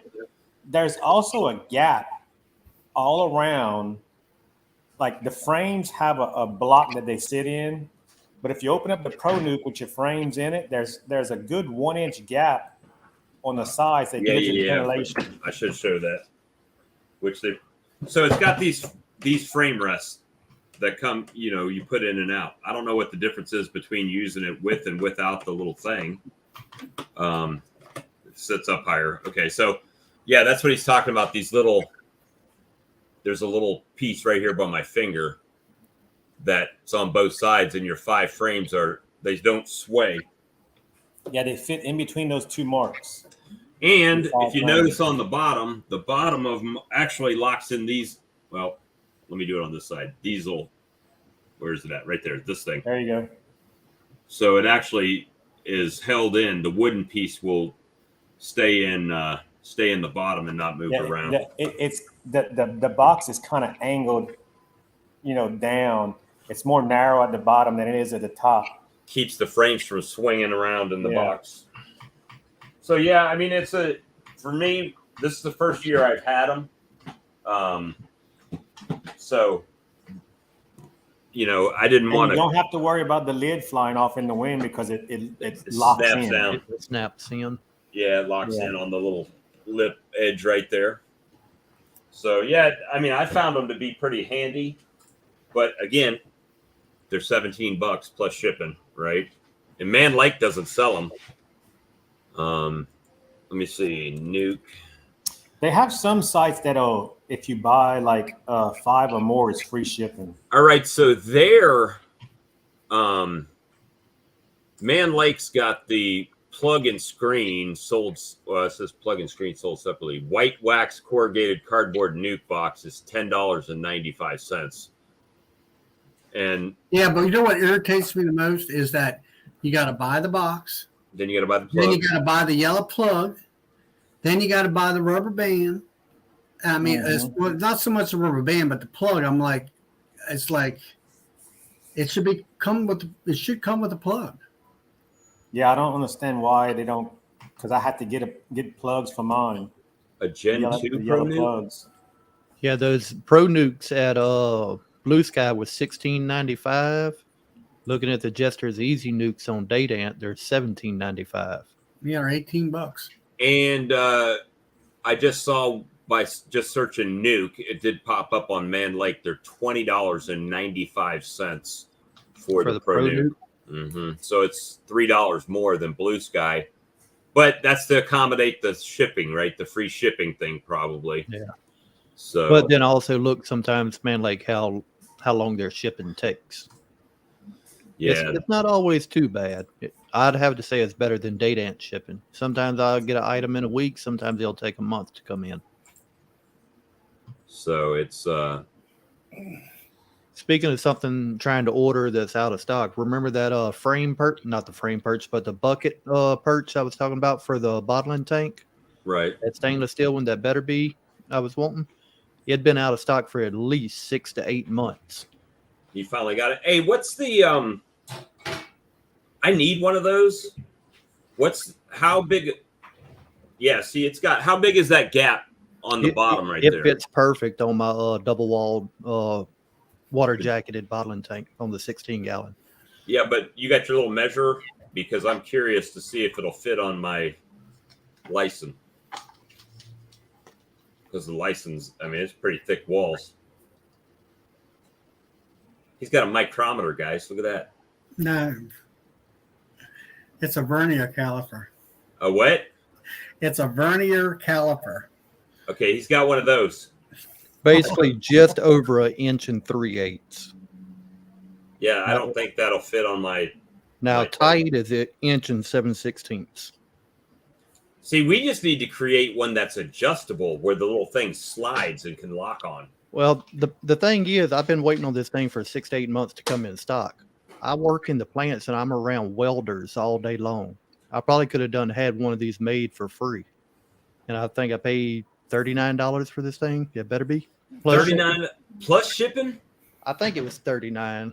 Let me. That sounds a little high because I got one. I didn't pay that. Hey Lee, didn't you get one with your tank? No. Uh-uh. Yeah, I got that tank. It came with one. Huh. Well, then they only charged you $500 for that one because it was $500 more expensive than the other ones. They knew Lee would buy it separate. Hey, look who we got They here. seen me coming, huh? Steve-O, what's up? How you doing? Doing good, man. How's New York doing for you? It's getting better, the weather. I'm very happy about that. That's a good Bob, thing. I was mentioning you got the Generation 2. You got the second Pro Loop, the better one. Well, That's more sturdier than the original one. I'll have to Yeah, it's got some grooves and stuff they added Right, to it. yeah. Just- More support and a few other things corrected in it. and it looks like, guys, Yeah, I'm not a $37.99. rocket scientist, but underneath the feeders, is that a queen excluder right there?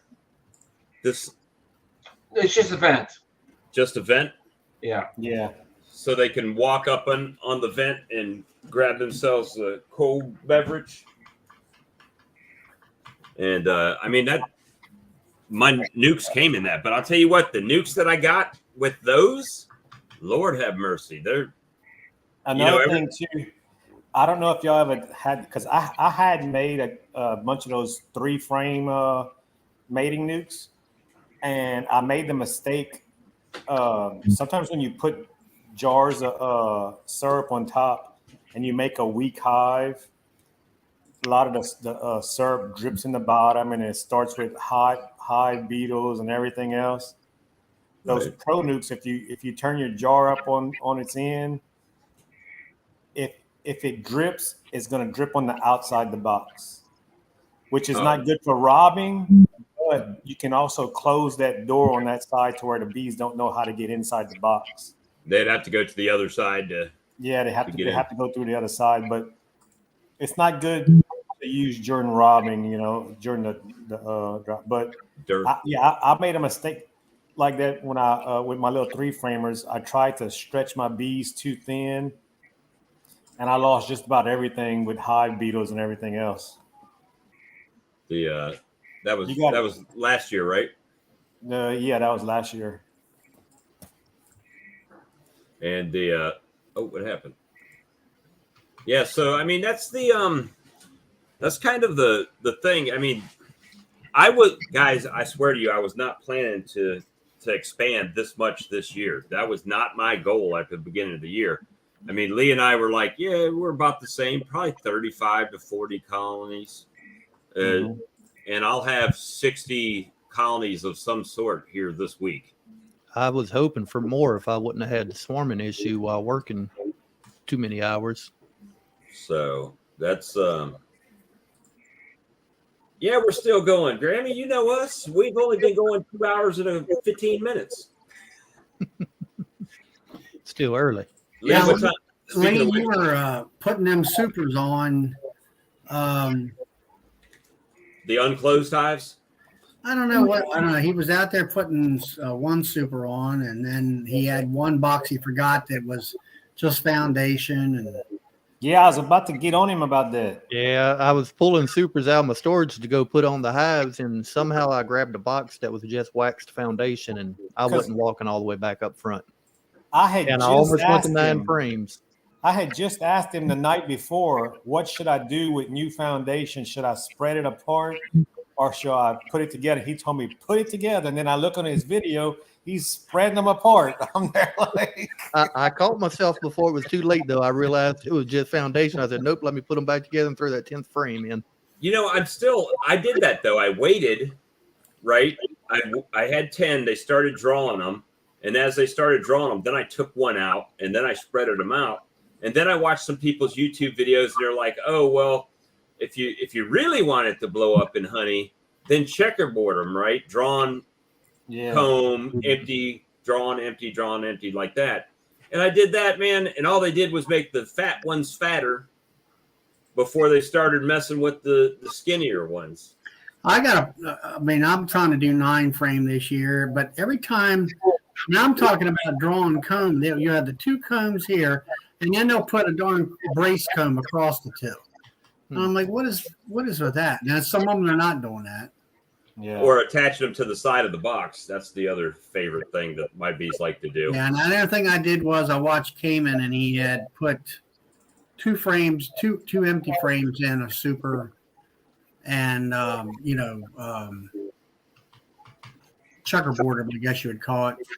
And he actually put them 2 together, and then he's sitting there tweaking the width of them and all that. And I'm thinking to myself, well, what he didn't say is he's already got fat comb to begin with. And I went ahead and just, if I wanted to put 2 new combs in to get more drawn comb, I just put it in the 10 frame box. Did it that way, and put them separated them between good comb on both sides. Now I did when the ones I put together, because our flow is hitting hard right now. I put them all together, and then when I seen they started drawing them out, I went ahead and pulled one out, and I separated them into 9, and they starting to fill them out. Now, we was talking the other night about having wonky comb and all in your hive. Mm-hmm. My older frames from year before last, I didn't wax them. They were just, they supposedly had a little wax covering on them from manufacturer, but not much.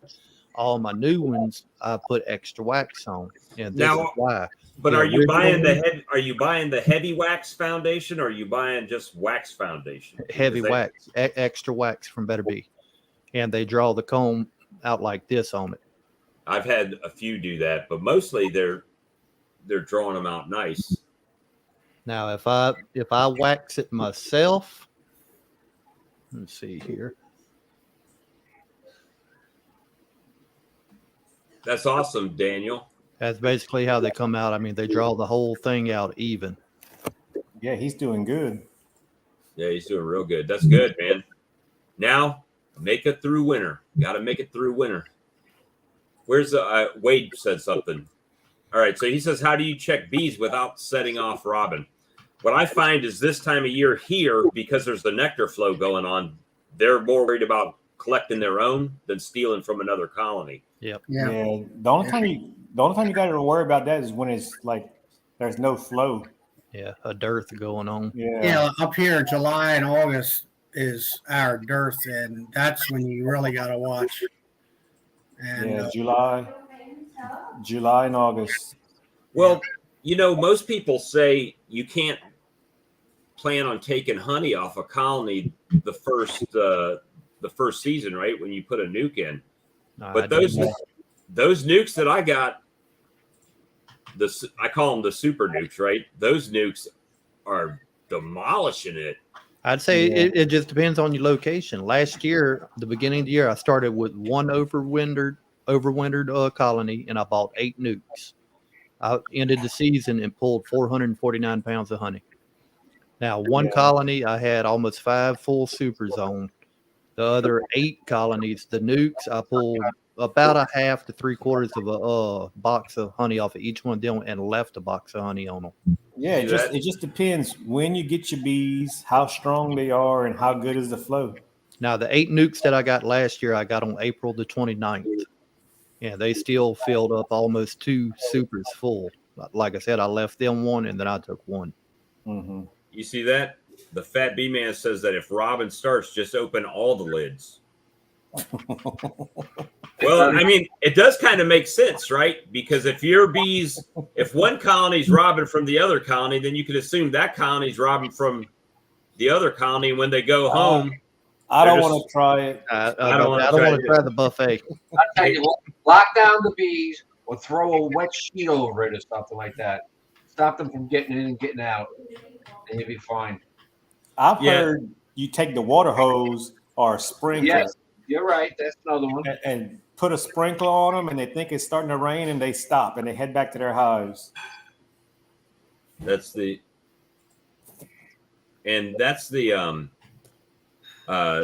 thing that I was worried about. Well, before the flow started, my early spring splits, that's partially why they didn't do good, right? The nectar flow wasn't on.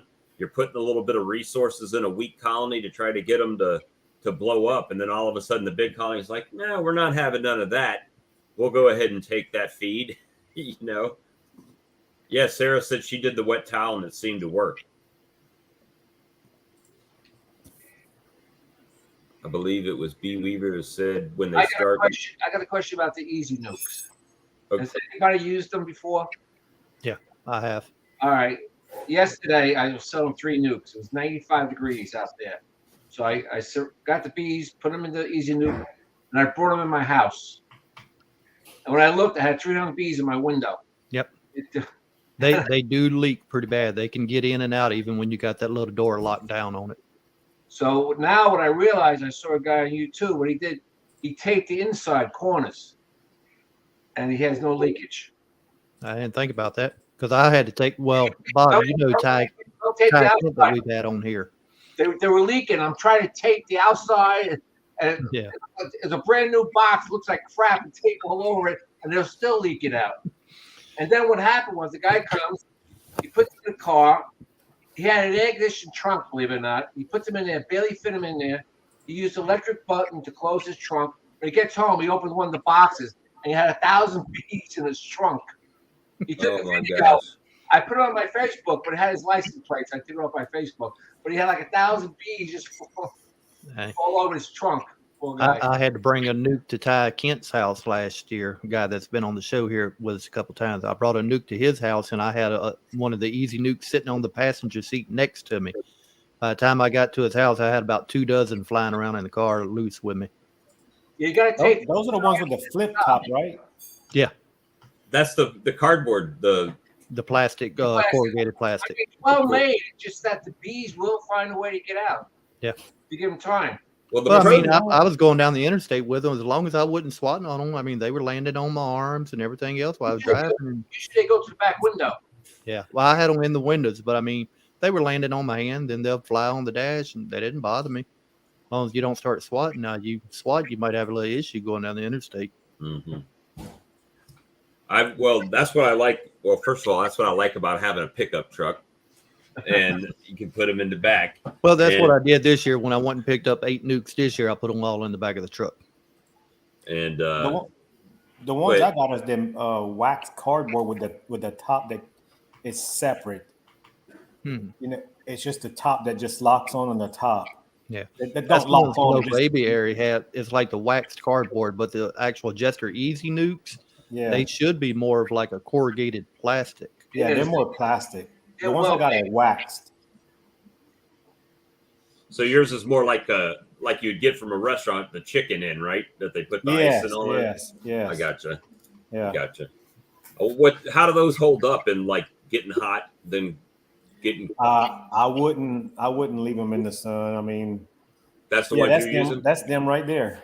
Yeah, but see, that's the Man Lake ones that you got to buy the extra plugs and stuff for. Yeah, that I did. I did have to buy. I got them at our local bead place, but I think they sell a lot of Man Lake products, and I did have to buy the plugs for them. Well, I took a wooden nuke box with a migratory cover when I caught my last swarm, and I was looking out my rear view mirror and watching little black specks flying out the box because the migratory cover slid over. The duct tape had come loose. Now those that were just on the screen right there, they won't leak bees, because I had it in my house in our utility room last night. Not one bee got out of that box. As long as you keep something with some pressure on top of the lid. Yeah. I just put I forgot what it was, a brick or something on top. Well, when I buy them, I don't know how good you can see here. Let me see. Pull it back up. Those cardboard ones You are can like see $11, but you got to buy the apiary plugs. by my house, they'll put one piece of clear tape all the way around the box just to hold it down. Yeah. And I didn't have any problem with them. That's Oh, why yeah, they, But to me, will. like I said, those are the ones the frame rest on it. They kind of fold down, so your frames end up falling in the bottom of the box. Yeah, by the time I they get to don't. the yard. That's why I wouldn't use those to raise bees in for the spring to sell as nuke, because them frame rests are gonna collapse. Now, like Steve said, what I might do next year on the Jester Easy Nukes is tape the inside of the box. inside and the top of the inside. You know where the lip is? Yeah. The rest, tape that. And I'm selling 3 more nukes Wednesday. I'll let you know how it works. All It'll right. be the first time I'm trying it. You gotta tell your customers bring a dip net. And that's why they sell you the net, the nukes. You buy the net for $5 and you put the nuke in the net. That's when you tell your customer if they're coming and picking them up in a car to bring their bee suit with them. Went through Well, 200 I frames. give them and the ordered option. I say, you want the pro nuke? The easy thing, we don't care. Since the easy nuke's a little cheaper, I give them the easy nuke one. Yeah, they're a little bit cheaper, but for a headache factor, and if you're going to use these temporarily to build nukes, it's really nice to be able to put feed on them, right, directly on them. Well, they lost their bees a couple of years ago, and they're just going to put it right into a 10 frame as soon as they got home. Yeah, I've had some of my splits. They weren't doing good in the 10 frame, so I moved them and put them in 5/5s. And I'm gonna let them get stronger, and then I'm gonna put them back in the 10 frame once they build up a little bit more. Why do you think they wasn't doing good in the 10 frame? Too much space, so there's not enough bees, right? So what's happening is you get those bees that just randomly walk around the box and be on the outside frames. Well, they're not in the middle producing. And that queen, this is my thought on it. The queen goes around the frames, right? And she kind of knows how many bees are on the cluster, right? And that's what she's laying brood by, the density. How old were they? How How long have they been in there? Oh, hell, they've been in maybe a month. But now, to give you an idea, those nukes that I bought have been in those other colonies a month, and they've got 5 supers on them already, 4 and 5 supers. So They had the same amount of bees to start out with? Well, that's what I'm saying. These were splits, right? Oh. That were in 5 frames, and so I gave them. I basically made a nuke, but put it in a 10 frame box, Okay. and they were just really slow to build up, and that's because those bees are drawing comb on the outsides and they're doing whatever, on these other frames. But when you put them, That's the lazy bees I talk about. I know. So you put them on the 5/5, and they're all stuck in that box in the bottom. You gotta manipulate them bees where you push them into, like you say, 5 frames for the first nuke box, Right. and they have to focus on them 5 frames if it's foundation to draw that out. And by the time they draw that out, she's got that thing laid up. And the natural instinct, they want to go straight up, and like you say, put another nuke on top of that thing. I've go up as high as 4 boxes tall. If you want to do 2 double deeps, by the time you do all that, you got yourself a hive. And then what you've did, the other thing is that queen's not going to go outside of the food frames to lay, right? She's going to stay in those couple in the middle. So when you put those 5 frames in there in the middle and the 2 outside ones are food, she's kind of stuck right there in the middle. She's not really moving that much. So when you put that 5/5, what I did is I took 2 empties and put them where the food would be on the outside. I moved the food frames up to the top, right? And basically got 3 brood over 3 brood frames in the middle. So the empties are on the outside and she's up in the middle to hopefully expand that brood box out. And I mean, I went in there today. I actually went in one nuke I thought was not doing very well on that back. If you watch my videos, but the one on the back that's got all the strong nukes, or all the strong colonies, but it's got that one nuke on the end. So today I went in there and I'm like, man, they filled this thing up now. So now I put another box, moved the frame up, dropped 1 empty in the bottom, and now they're going to start working that top box for me. So then once they've got that drawn up and they're strong enough, now I can put them in a 10 frame box and give them freedom in there, right? They can do what they want to do. Once you got 10 frames all drawn out. Yep. That's what your plan is? Well, it don't necessarily have to be all drawn out, but 80% rule, right? When they get 80% drawn up, 70, 80%, then you add another box anyway, right? Why don't you do like what Charlie says, go at least 3 high, and then you could take the last 5 frames and start your other 10 frame box on top. Well, yeah, I mean, I can. However, I'm getting equipment poor on nukes, right? I just bought 5 new nukes. So that's the thing. I got to get those nukes strong so I can move them to 10 frames. Yeah. So I can graduate my new mating nukes that I'm buying into the 5 frames and leave the mating nukes to make queens. I think at this time of the year, everybody's getting equipment. I need to buy about 20 more supers. Well, I've got them. Come down and get them from me because I got like 30 supers out there. Well, I like the nuke yesterday that I put into the 10 frame. I'd take them all. the nuke that I put into the 10 frame yesterday. 2 months, you'll have too much equipment. Yeah. Hey, Bob, when you add the 10 frame super on top, do you carry a brood frame on top with it? Or well, you talk a super or a brood box? Brood box. Oh yeah. I put a frame or 2 brood in the top in the center to pull them up in there, right? Yeah. Hale says that Walker B Ranch saw you had at least 1 hive with 5 boxes higher. Yeah, they are filling those up. Yep. See, that's like the nuke yesterday. I thought about doing the 5/5, but I just ended up putting them in a 10 frame because this is what it was looking like whenever I opened it up. That's unclosed. Yeah, unclosed. Yeah, but I tell people like what we just discussed here about putting 3-pound package in, put it in a 5 frame nuke box. Absolutely. And I've done and I like my mediums and a lot of things. And I had when I first started, I put 3 pounds of bees in a medium 5 frame nuke box. And one guy said, "You can't put all them bees." I said, "They sure did fit." It was rainy and cold and miserable, and they sucked right down in there, and they were happy. Oh yeah, plus Hell's Hides was talking about the 5 stacked up. That was mine last year. I had the brood box and then 5 supers on top.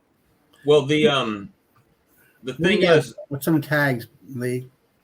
Have just so I know what numbers I have in what yard. I keep track of everything on Excel spreadsheet. So that way I know how many supers I have. If I do an inspection. So right here, I got a little inspection report. I can fill out what yard I'm in, what hive number I'm working on. That way I know, hey, go back and check this hive in 3 days, whatever. Well, with this, my problem is this year, well, it's everybody's problem when you're expanding, right? Drawn comb. The drawn comb. So, yeah, I've got a lot of frames. Not a lot are drawn. So that's why it made sense to me, to start with 10, move it to 9 so I can have more frames for more colonies. And then hopefully recycle some, in the years coming up. But yeah, my main thing this year was making these splits. Now I've got a bunch of frames that don't have comb on them right now. So, or they are drawing them out, but it slows them down. It slows them down, which is part of the problem that I'm having with those colonies. When I was putting 5 in the middle, they had to draw 5. They were going slow. Now, on the other side of that Desmarais colony that I just did, they've drawn out 4 frames in a week in the bottom box now. So they're powering through that. So it's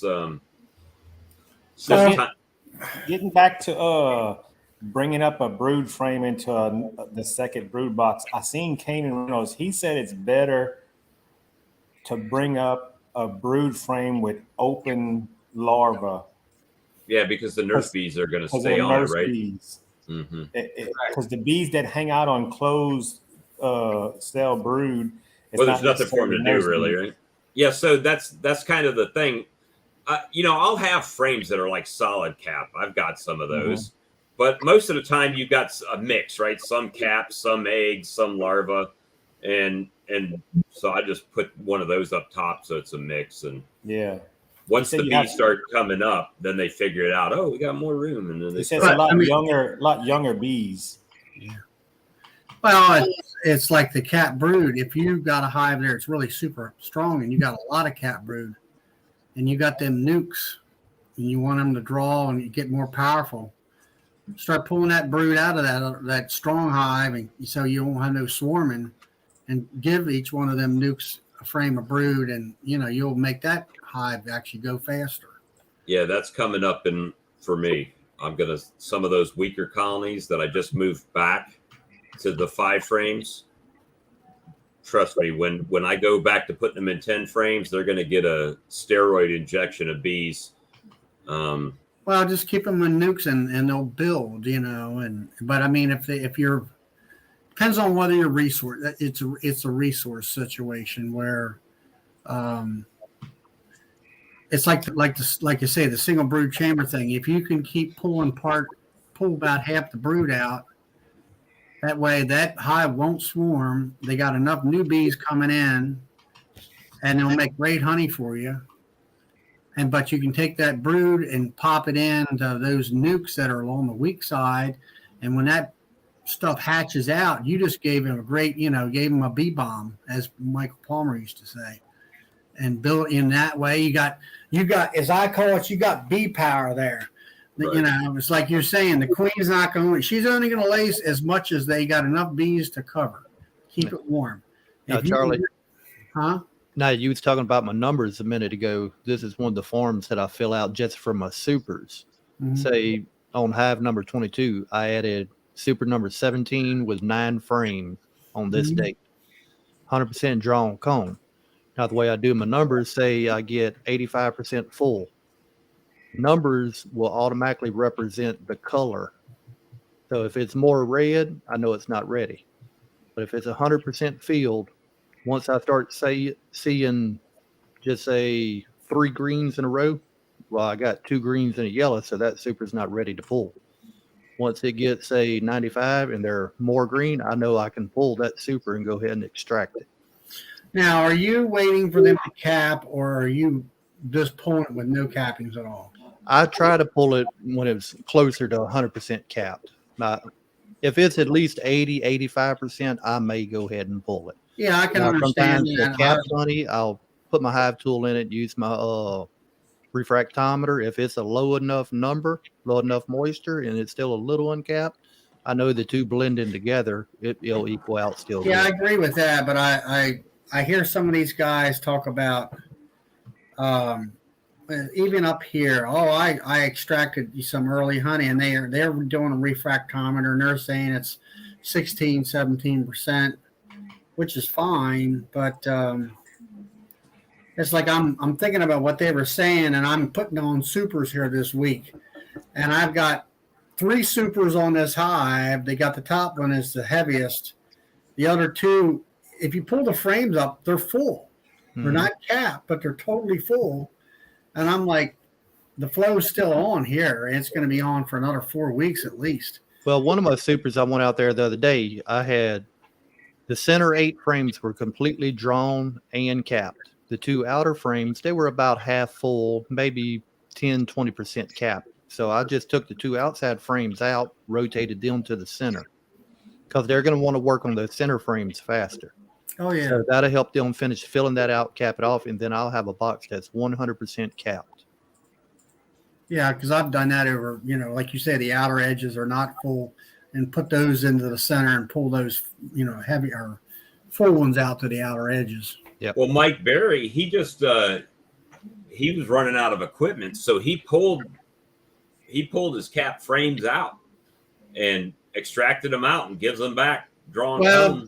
Well, there's a good example, I guess you would call it. I mean, I would do the same, but he's in a different time zone as far as I'm concerned. He's doing things in the month of February where I'm not even thinking about bees.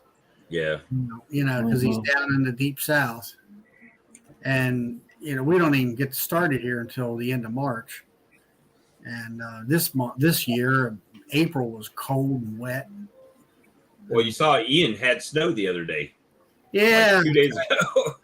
that guy had some rough luck, between the flooding and the snowing. It don't seem like he's getting any kind of weather break at all. Well, and Mike Berry, he comes out of winter, which is not very much of a winter in Louisiana, but he comes out of winter with 2 deep hive bodies. So he has a lot of bees, and they filling some supers early. Oh yeah. I mean, with the privet that comes I blackberry. Commented on one of his videos. I said, Mike, why ain't you putting some honey supers? Oh, I know it was a different. I forget what he was saying about that. And because the flow was coming in, he was splitting and doing whatever. But I also asked him about single brood chamber management, and they said because of the amount of bees that they have down there and the length of growing season, I guess you would call it, that they need 2 double deeps in order to keep up with, if they only did singles, they couldn't keep up. See, I run singles here, and I'm probably, 35, 40 minutes from Mike Berry. Is that right? But I have a little more time, I guess, to spend with mine when I'm not working 7 days a week like I was. But now I got 3-day weekends, so I have more time to work with stuff. And yeah, I think if you don't spend enough time with them with single deeps down here, you'd have a lot of swarms. Oh yeah. Oh yeah. That was my problem when I was working 712 and 716. Yeah. Most of my but it's one thing I learned, and I'm trying to spread the word to a lot of the new beekeepers, around here, to swarm, and I'm like, what was going on in that hive 2 to 3 weeks ago? It was probably packed out with brood, like 6 frames of brood or more, maybe 8 and queen cells. Mm-hmm. Yeah, well, what I'm getting at is before the queen cell starts, and they got a hive that's got, let's say, 6 to 8 frames of brood. Now, because of experience here in the last year with working with single brood chamber, I'm looking at that hive and saying that hive is going to swarm. Right. It hasn't started yet. It hasn't got, you don't have any cups or cells. And if you got 8 frames, I'm pulling 4 of them out and doing something with them. Right, because giving them empties. If you got 6 frames, I mean that's like 18 frames of bees when they hatch out. Yeah. So I mean, if we see, I know in my area, if we see any drone brood being drawed, it don't matter if you have cells or not. You better get ready, because in 2 weeks there's going to be cells in that box. Mm-hmm. Okay, and here's a question from me and you from Raising Hells or Hell Hives in Baton Rouge. Do you extract all at once, or you pull it as soon as you see it's capped? No, it might be different this year because I have more hives, but I've always just did it all at once. Now, last year I pulled some early spring honey and got some real light honey, and then pulled a little bit darker tallow later in the year. Well, what I did, I pulled I pulled everything that was capped and left everything that was uncapped for the bees during the dirt. All right. and just left it on the box. See what I think I'm going to do this year. Once I pull all of my honey, I'm probably going to pull most of it. I might leave them a half a box for the dirt, but I'm going to put the sugar water on them and some empty foundation for them to draw that out with a 1-to-1 or a 3/4 to 1 sugar water. Because I learned that some of the hives have so many bees in them. You pull everything off, you better be ready to feed, or you're going to have some dead bees or A lot of death. Yeah, I mean, different guys have told me, you know, as soon as with single brood chamber, when you pull it off, you better get something on there like now, like within a week or less. And I could agree with that statement there too. That'll give the bees more work to do, keep them occupied working rather than wanting to swarm. Well, I think it's like a preemptive. You've got to be proactive and not reactive in beekeeping, right? Mhm. You have to try to stay ahead of them as much as you can. Now, understand people work schedules and stuff like that, but you definitely have to. I've been fortunate, knock on wood. I had one nuke that shouldn't have swarmed that decided they didn't like the box anymore and swarmed to another box. But other than that, I've been fortunate. I haven't had any swarms yet this year. And I think part of that was because my mistake early in the year with my splits that died gave them extra room to build into. But it is staying ahead of them and trying not to allow them. It's that fine line. You want it strong, but not too strong, right? Mm-hmm. And so just like Charlie said, take a frame of brood out, whatever, make a split, make a nuke, something like that to keep them strong, but not too strong. And if you do that, your swarms will go down. I mean, because, you go through a colony, if they're, like Charlie said, if they're packed out, they're going to do something. They're not going to stay jammed up just because they've got babies coming. They're going to regulate that. Yeah, it's one thing with bees, especially your first year. I mean, you're going to be doing a lot of learning, and I suggest either getting you a notebook or keep good records on a computer of what time of the year different things are going on. That way, if you do have swarming issues or death issues during our dearth or what have you, next year what to do or what not to do. Oh, my first year, I learned that the hard way. I split up, had 15 colonies, but they were relatively weak colonies when I split them out. And man, when them hive beetles came in, they owned the place and they slimed everything out. I think every new beekeeper learns the hard way about hive beetles. Yeah. And with me, the flow, I was like, what are these guys talking about when the flow hits? I mean, I thought, springtime, all the flowers are blooming, bees are supposed to be dry. And now I catch myself, I'm going out there by the tallow tree and I'm touching the flower, see if it's tacky yet. So I know it's fixing to hit. It's fixing to hit in 2 weeks and that flower starts to get tacky. And that's the thing. I still don't know when all the flows hit. Lee's got spreadsheets for everything, bro. I can tell you the beginning of the month, the middle of the month, or the end of the month. If tallow or whatever is starting to bud, and then when it actually starts flowering, when it's flowing, when it starts dying off, or when it's dead. Well, see, y'all's must. I mean, I know. I'm in central Louisiana, but our flowers on our tallow are still green. They haven't budded yet. Ours are hanging down 6 and 8 inches.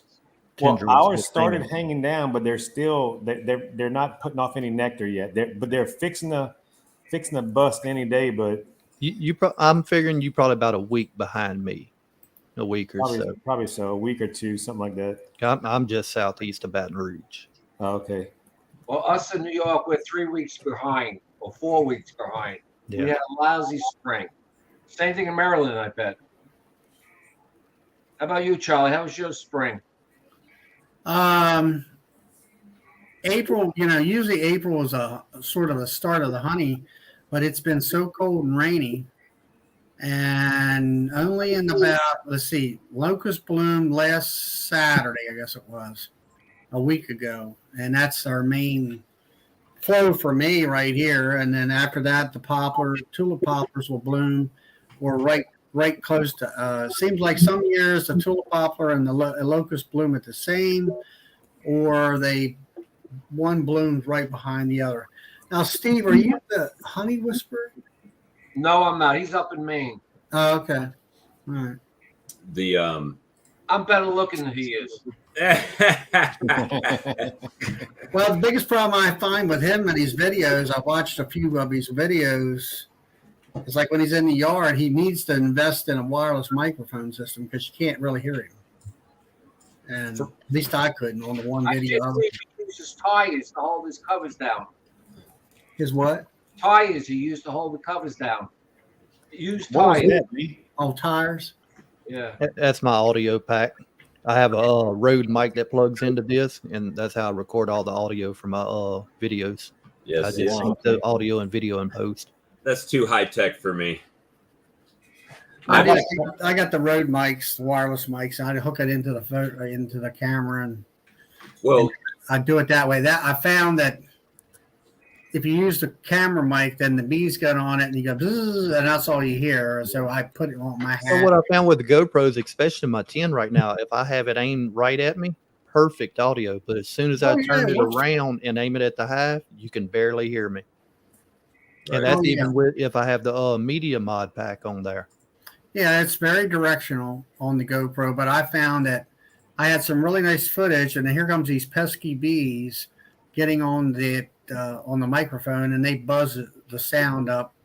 You can't hear what I'm talking about. Now I have wireless packs that I could put on my side and plug my Rode mic into just on myself, and then it'll record to or send the information to another receiver into my recorder, or I can plug it direct into my camera. y'all got too many toys. But I still prefer just using my Zoom audio. Too many I got a toys. question. I got a question for y'all. After the flow, how many of y'all gonna start doing splits? Or are you gonna do any splits? I'm I'm thinking already about doing prepping a for mine. couple. I'm going to try the Nikon system. In fact, I just finished putting it together a while ago finally, and hopefully this coming weekend I'm going to drop it in a good queen box and let her start laying that. Oh, just start grafting.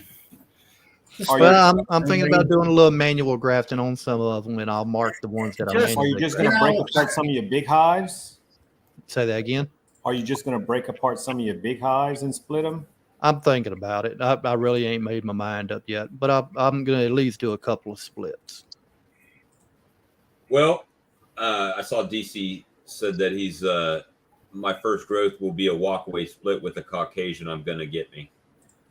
Well, you know, Jose, I talked to Jose, and he said he's going to do similar like he did with Brian and give me one out of his personal stock. So I'm excited to see how these things do.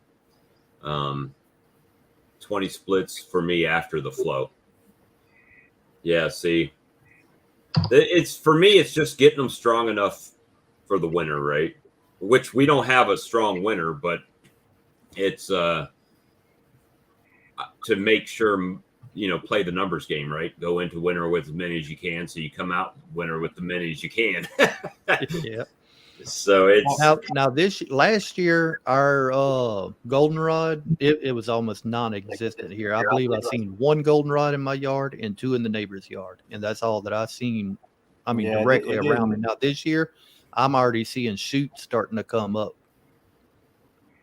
Yeah, it The, depends on the rain that you get. Yeah, last Or- year we had way too much rain. I think When- it just beat it down. this year we're going through spells where we'll get 3 or 4 days of rain and then it'll dry up for a week or two. Then we'll get a little bit, you know. Last year we had like Rain. 3 or 4 months worth of rain. Now, what do y'all think as far as the type of bees, like Carniolan or Italian? Mainly all of mine are Italian that I get from my local apiary, but once I make walkaway splits, who So knows? that's It's Heinz 57 That's all then. the darker queens, right? No, the Italians are lighter. usually a little bit lighter. Now I do have lighter. one that she flew out and made a mating flight here, so I don't know what she's bred with, and she come back kind of tiger stripe. So now I've got Italians or Italian mix, right? I've got I don't know what I got. the canines from Putix, and I've got Carniolans. Those now- kids, are they? Aren't they carnies? He said they're like an Italian hybrid or something. So it's like a VSH hybrid. Right. But that's kind of a thrown around. How do you prove that? I mean, honestly, I saw a video, right? I saw the video that he did. Yeah, that's my first queen that come back from a walkway split this year. That's pretty What clean. kind right is there. that? I don't know, but it looks good to me. It was Italian is what it come off of. Now, once it mated and come back, I couldn't tell you what it was. I'd say it's more Now, of a see- carny. I have a bunch of queens that look like that, but then I also got some with the big golden butt. Yeah, the golden. Generally, would you're be more golden, Italian. is more Italian. Italian. Oh, yeah. really? But I can't. Those super nukes I got are all Carniolans, so I can't down the Carniolans. I mean, it's the first ones I've had, so from what I understand, they're slower to take off, but once they get going, they get going. Yeah. They say over the winter, the Carniolans use less resources. They don't go through it as fast as the Italians. I can't mark a queen like that. I'm afraid of squishing them. I ain't got enough feeling in the end of my fingers to. Practice with your drones. So Pick I up some learned to grab them by the legs. I hold the two legs on one side, and she just sits there Yeah. while I mark. You can do it that way. Hey, whatever works for you. I just like picking them up that way. I learned that from watching Bob Benny. He'll catch them by the legs like that, and as long as you don't hold them tight, they'll just sit there, Yeah. and while you mark them. Because I cannot grab them on the side because I'll squish them out, kill her in a second.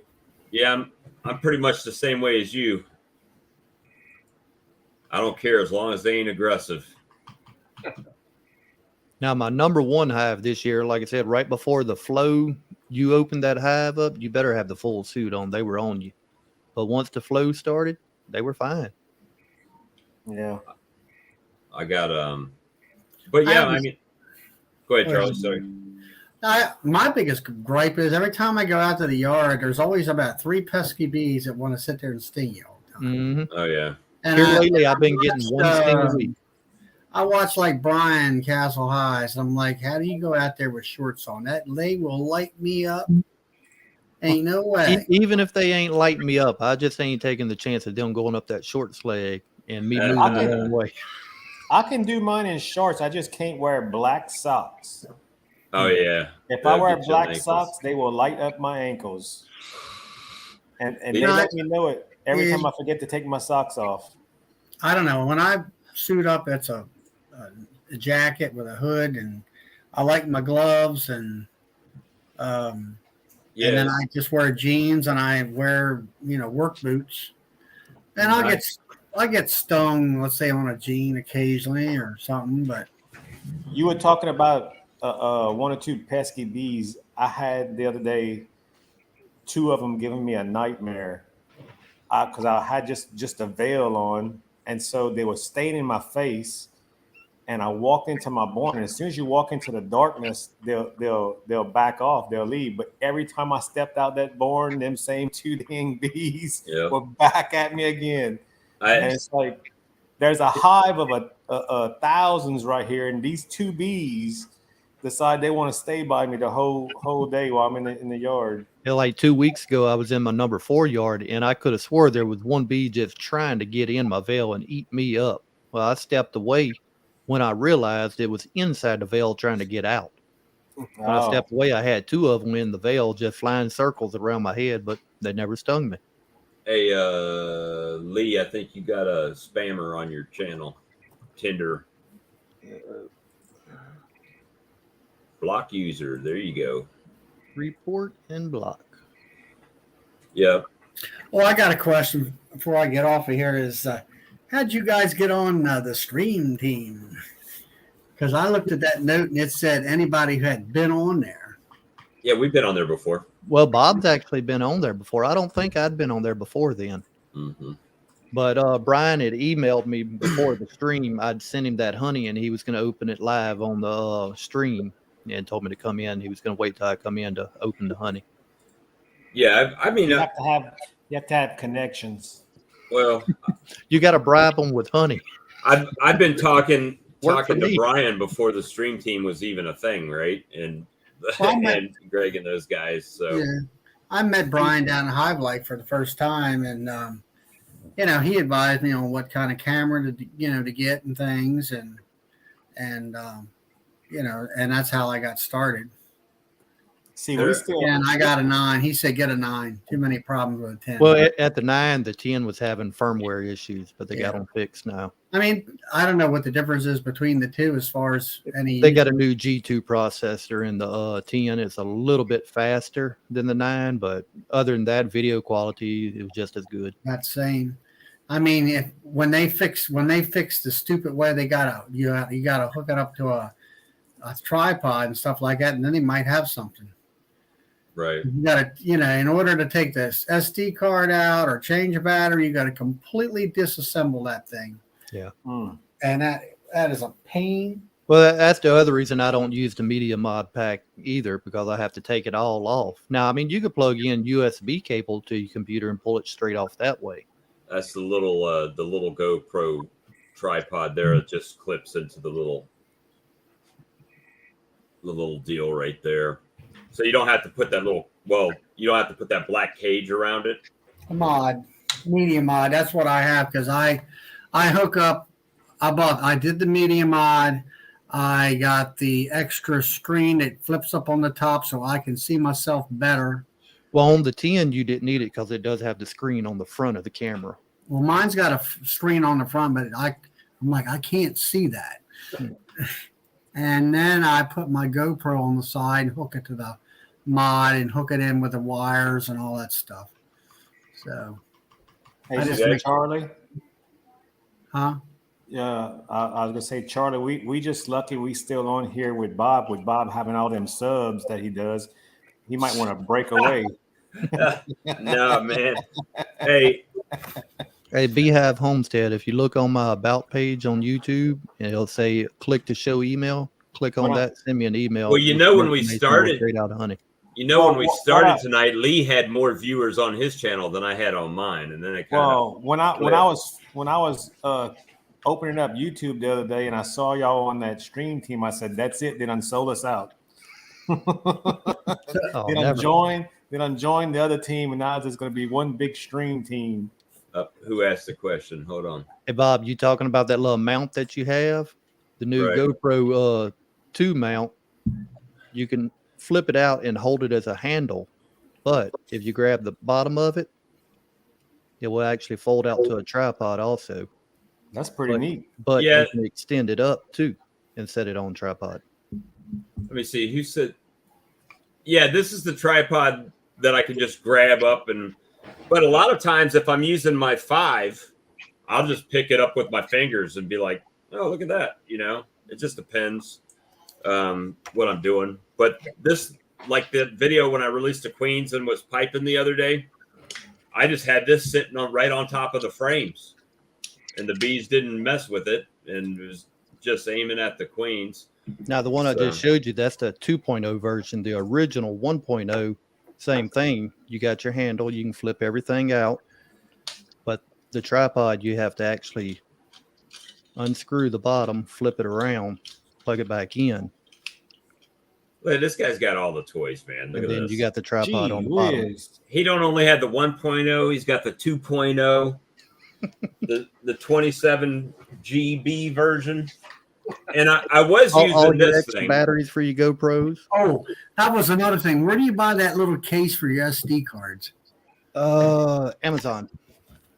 What's it called? SD card case. I'm Look, about- here's mine. hey, as long as it works for you, that's all that matters. So And I bought this the tripod, you can adjust it any any way you want to. direction you want. Well, hey guys, I had this thing, right? This tripod that I bought specifically for a GoPro, and it had this mount. hold on. I can put the tripod down. Charlie, This- I'm going to pull up that SD card reader or a holder for you. It had this little mount, right? So you would just use a swivel to lock it in. But it had this cheap thing, and it broke, so it won't hold it. It won't hold the tripod, so I had to go back to the little tripod. So Now, what's the deal about the? I've been hearing everybody say about the GoPros overheating. like, yeah, mine overheats and shuts off. They will. I mean, especially if you run in 4K or on the GoPro 10s, you can run 5.3K. And the higher that resolution, the more heat it's going to create. I still run all of mine at 1080. You Does guys it are in give trouble you- now. I just figured it out. I Does hadn't it had give an you issue. a warning? Say that again? Does it give you a warning before it shuts off? Or do Not you that I just- know of. I hadn't had the overheating issue on mine yet. Oh, I Okay. have. No, you know how you know it goes deet, deet, deet, and then the video just cuts off. Oh, so I mean, you don't just sit there talking for 30 minutes without knowing that it's on. Yeah. It's going to let you know it's off, I'm sure. Oh, okay. Charlie, this is that SD card holder that I have. Yeah, The let me whole- write that down. I'll drop a link in for you, but it has the micro SD, and then it'll hold the regular SD, and then you can also put a SIM card from your phone in it. Yeah, I just need the micro SDs, I guess. Bro, we're back in business. I'm going baby. to drop a link in the comment section here. That is a metal case too. The That's pretty outer cheap. case of it is metal. Chinese manufacturing doesn't Find work mine here. exactly like it's supposed to. If I can get this to work in here, we'll be back in business with a big tripod. I can move it closer. Anyway, it's supposed to go in there. We'll see. But anyway, Lee, you sent me a message a little while ago, said you had to leave it at 9:45 Central, Yeah, and it's That never- 10:08. that never works. We're always having too much fun. That's right. Plus, we still got 40 viewers 3 hours in. We're doing good. That's good. Because you guys are the best. Well, you know, Yeah. we actually try to talk about beekeeping. We kind of drift off on other subjects, but we always come back around to it. We always come back to it. All the other guys are too boring. You guys are exciting. I tell you, you come for the information, stay for the personality. That's what it is. Yeah, now Hail Thanks Highs, for the beauty. I see where it says, Charlie, look whose stream you get to be on. And I will have to say that I enjoy this stream chat because anybody and everybody can come on and, talk and whatever. There you go, Bob. What's that? All you're gonna get is Bob running around at midnight in his PJs. Yep, that's it. That's how I do it. Beekeeping 24/7. Now, Bob, that tripod that you have, does it have the legs? Does it have the little flip latches where you can extend it out, or does it have the round things that you got to turn? Compression. This thing? Yeah. Right. Okay. Bye. Well, this one's got the little grooves that you could just put the little tabs right into it. With the Max, they put everything on the sides, so you don't have that issue. And this is supposed to go down in here, right? Yeah. And then get this bolt in there. So I have to figure that out. I just didn't want to sit here and do it when I'm on the Now, phone. when I complain about, I had a guy give me a tripod, which I use, and it's nice, but the legs are round, and there's the locking mechanism. You just turn it, which tightens it up so the legs don't move on you. This has these little Okay. flip latches on them, Yeah, well, that's what I want to get is flip latch. That is so much. so you can collapse it all the way down. What do you got there, Lee? I'm looking for a decent tripod, something that's quick and I easy. will show you This this is cheap. tripod and just write down the name and the model of it, and I'll let you look up the price and decide if you want it. Well, the ones I've looked at are about $80. That's a Manfrotto 055 carbon fiber and magnesium. Now, All right. the ball head does not come with that. And then I got the spike feet set. What's it called now? Man, what? Manfrotto. Someone was asking me what printer I use. This is the link to the printer that I've got. it don't have a price on it on here, but that's the model that I use. That's just And what was the number, Lee? 055. but the you don't have to have a printer that that big. I mean, I've got multiple computers that are wirelessly hooked to my printer, so it's like you don't have to have one that's like that. You can use any kind of inkjet printer or laser inkjet, because if you want color, unless you got a color laser printer. Now the ball head I have on that tripod, that'll run you about another $180. And then you got to have the little attachment to go from your GoPro. But I will. Yeah, I'll go ahead and show. I'll go ahead and show you the. At least $2 extra for me. I the think that thing tripod. was like $30. No, I don't think so. Well, that's for my photography stuff, though. I mean, I needed something that was heavy, stable, doing landscape photography. Well, what did you do? You bought it off Amazon. I know one gal. She's No, that was all from B&H Photo. Is that the one up there out of New York? Yeah. Irving. Yep. I don't remember. I know it's in New York. I don't remember exactly. It's in New where. York, but he has the advertisement on Amazon or wherever, and he supplied the Apollo missions, cameras or something. They got some good equipment. That's where I bought my Yeah, that's tripod, where all of my Where cameras. all your pro people buy. Oh, all right. So mine, this is the difference between Lee and me. You saw that monstrosity he put up, right?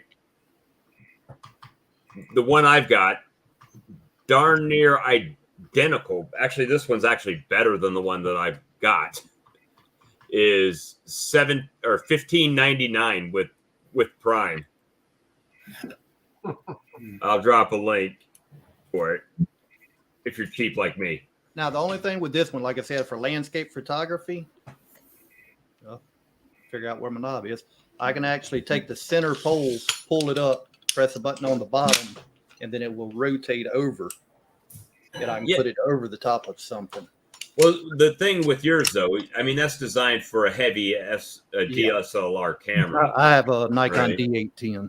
Yeah, so, I mean, for a GoPro, you don't need anything really, really heavy duty because they're light, But The thing I like about it, even with my heavy camera, if the wind's blowing hard, you don't see no vibration in it. Because some of my landscape pictures, the shutter might be open for 4 or 5 minutes. So, I mean, just one little hesitation in it, and it ruins the whole picture. anyway, here we are, guys. It's 11:15 Eastern. And I love to talk bees, and I could keep talking bees, but we got to have stuff to talk about on the next episode. Yep. I gotta go. So And we appreciate all of you. And, if you're not subscribed to these guys' channels, do it. Do it. You got to do it. Cajun, he does videos on bees, tomatoes, potatoes, everything. And also, speaking, let me get this pulled up for that Blythewood giveaway. Remember, yeah. you gotta have your subs, likes, and comments in by 6 o'clock tomorrow evening. That way, we have time to get everybody put on the list for Tuesday night and do the drawing. And For that, both of us. you got to go to Bob's Walker Bee Ranch and My Kodiak Farm, sub, comment, and like on both, and you'll be entered on that drawing. We've Matter of got fact, 3 drawings left. yeah, we've given away 2. So we got 3 left. So this week will be the 3rd one, and then we'll have 2 more after that. But it's a nice little prize pack from Blythewood Bee Company, and they handle the shipping and everything. So I saw where Earl got his yesterday, did a little video on it. Yep. And I know, so it didn't even take him a week, right? So we gave it away Tuesday. I told him on Wednesday, and he got it on Saturday. So they get it out right away. Yeah, he made a video on it and showed Yesterday, everybody. right? He got it quick. And Yeah, then also they don't mess remember, around. often after tonight's video, if you go over on my channel after, make sure you subs, leave a comment, put the word hive tool in your comment, and that'll enter you in a drawing, and I'll send you a hive tool. Just don't say Lisa Tool. If you say Lisa Tool, you don't get any credit. And remember that when are you- after the live stream is over, you got to go back and leave a comment under the video. when are you giving that one out? I Tuesday. think I'm going to do that Tuesday night also. Matter of fact, say Hive Tool unclosed. You want an unclosed Hive Tool. You want a hive tool so you can unclose your hive. That's all, right. you got to do that on tonight's. Yeah, tonight's video, the video okay. we're doing right now. As soon as it's over, go leave a comment. On Lee's channel. He didn't say nothing about me. See how he is? All said one way. He's giving away the hive tool. He's hey, the Hive Tool is cheap. It's the shipping. Believe it or not, the shipping costs more than the hive tool does. You'd be better. I'm gonna tell you what you should do in the future. So what you should do in the future, since Order you had from to Amazon and have it shipped straight. straight to them as a gift, because if you that way you're only paying for shipping once. Well, I got Prime, so I don't pay for Yeah, shipping. you don't even pay for it if you got Prime. Right. So That probably actually ain't a bad idea. I got, I don't know, 3 or 4 more packs of those here, plus some loose ones hanging around the yard and storage. yep. And I don't remember, know how to have Earl them. can't win this week. Yeah, that's right. I've never seen a guy that could come on a stream, pick 2 winners back to back with a random wheel spin, and then the very following week win it itself. All right. And All right, I'm guys, I I'm gotta gonna go. pull. Have a All good right. night, Steve. Good night. hey, Eugene, I'm using the Canon Maxify MB 2720 is what I'm using. I dropped a link for it in the chat. It doesn't have a price on it, which tells me Amazon's out of stock on it. But it's a good printer. But I've got several computers hooked to the one printer. You don't have to have Is that anything. the printer you're using to make your labels? Mm-hmm. But you don't have to use that one. Any inkjet printer would work. Hey, thanks. Appreciate that. My first Australian dollars. Thanks, Darko. Appreciate that. If you guys are into cryptocurrency, you could go check out Darko at Crypto Tonight. I'm going to bring up our spreadsheet, Bob, for Tuesday night's giveaway. Anybody's name here that is not Cajun. highlighted green, that means you got to go over to Bob's channel and add your I thought comment. I did. Let's see. Well, unless he hadn't updated everything yet, I'm not sure. Yeah, I know you didn't. I know I didn't. I'll check it though. Hold on, let me check it. I haven't updated it since the other night when we did it. My channel. Let me go over to the videos section.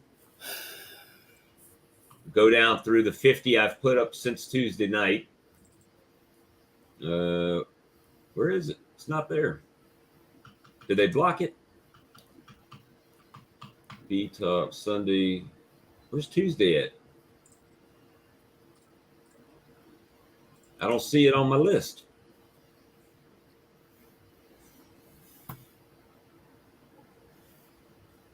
I And do. almost had Oh, there it is. Oh, wow. 2 winners so far. Wow. You know how many videos I put up since Tuesday night? A bunch. You got that right, Jack. 12. I think tonight's the first live we've had since Tuesday, ain't it? Well, we did that daytime, which was that was unusual. We did a Friday afternoon stream and had like Right, you 40 and Earl people was on watching. there. Like 40 people watching. Well, guys, I'm going to get out of here. All right, Charlie, we'll see you later. Have a All good one, right. Charlie. Thank you. Right. All right, so there's Iowa Lanes Beekeeper, Tennessee Mountain, Galloway Lights, Jim Hamby, Gumby, Sarah, Joshua, LaGrange, Jesse, Dry Cut, Raisin Hales, Randy, Chad Bone, James Knoll, Jeremy Tillman, Daisy's Honey, Joseph Houston, Frank's B. Oh, yeah, 2 days ago you came back. You followed it up. All right, I got to add you to the list. You're good to go. But you called me Bobo. See, we can't call him Fred because he starts throwing shade back at us there. I see. He knew what he's doing. He walked me right into it. I didn't even see it coming. I'm a rebel and didn't post. He'll wait. See, you'll be the guy. DC will be the guy that comes up. Well, I posted on it. Yeah, 10 minutes ago you posted. Yeah, for the Blythewood giveaway, it'll be last Tuesday night's live chat. Tuesday Night Live. And then for the Hive tool I'm giving away, it's tonight's live. Leave a comment after the video's over. And if you feel generous and want to give me one, even though it doesn't count in the thing, we'll take it. You can call me Bobo if you want to. Here lately, everybody been calling me Freddie. Yep, that's right. So we got Fred, Freddie, and Bobo. There you go. Oh my God, that would be the perfect beekeeping chat show. Fred, Freddie, and Bobo beekeeping chat tonight. Oh my gosh, you guys are crazy. Anything special about this Hive tool? It's free 99, baby. That's special about it. Yeah. Yeah, it's actually a multi-tool, so it's got. Well, show it, Lee. You got one handy. I got a couple of them. Let me find where I put them. I'm trying to find the open one. So it's got the scraper, like the 90-degree scraper, right? It's got the hook. It's got a magnet on it or a piece of metal that also doubles as like a hammer. It's a hammer if you got a loose nail or tack. Now, what's the thing on the bottom? Here, No others. Well, that you can tell me what that is too. I don't know what that's that for is. cleaning a queen excluder. Okay, and what about the one on the other side on the bottom? That This is if you taking out the plastic foundation, you got that little groove in the bottom of your bar. You can slide Right. that in there, clean any trash out Oh of the groove. yeah, See, there you go. that's pretty neat. Now, Beehive Homestead, if you 517. look at the top of our chat, Yes, sir. there'll be a pinned comment up there with a link. You can click on that link and it'll bring you into the StreamYard. Just make sure you got headphones on, and you'll have to either mute or close you your know what? YouTube window and only use the StreamYard window. All right, one If more not, you get a thing. loop. One more thing before everybody goes. I got to drop my T-shirt link There we go. if anybody cares to. If you don't, no sweat Yeah, off my back. Yeah, DC, that was last week's video. Everybody leave a comment on that. So if you like the Game of Drones T-shirt that I wear sometimes, you can get it at this link. Let me see that link. I don't see the link yet. Okay, There it is. there it is. So I appreciate it. Be honest with you, I make about $10 off a T-shirt. No, Lee's supposed to be helping me with that, but he's been so busy. You What's know, that? crawfish boils and stuff. He can't give me the Iron Throne graphic with a drone bee with a crown in it. That's what we need. That would We'll Yeah. get together one day and we'll get that set up on my Photoshop. got a bunch of stuff to do. But guys, it's only getting later. I Well, good appreciate night. you guys. Yep. Good night, fellas. Good Good night. And we will see you on the next episode. Y'all have a Tuesday good night. Thank y'all. See you later. Good night.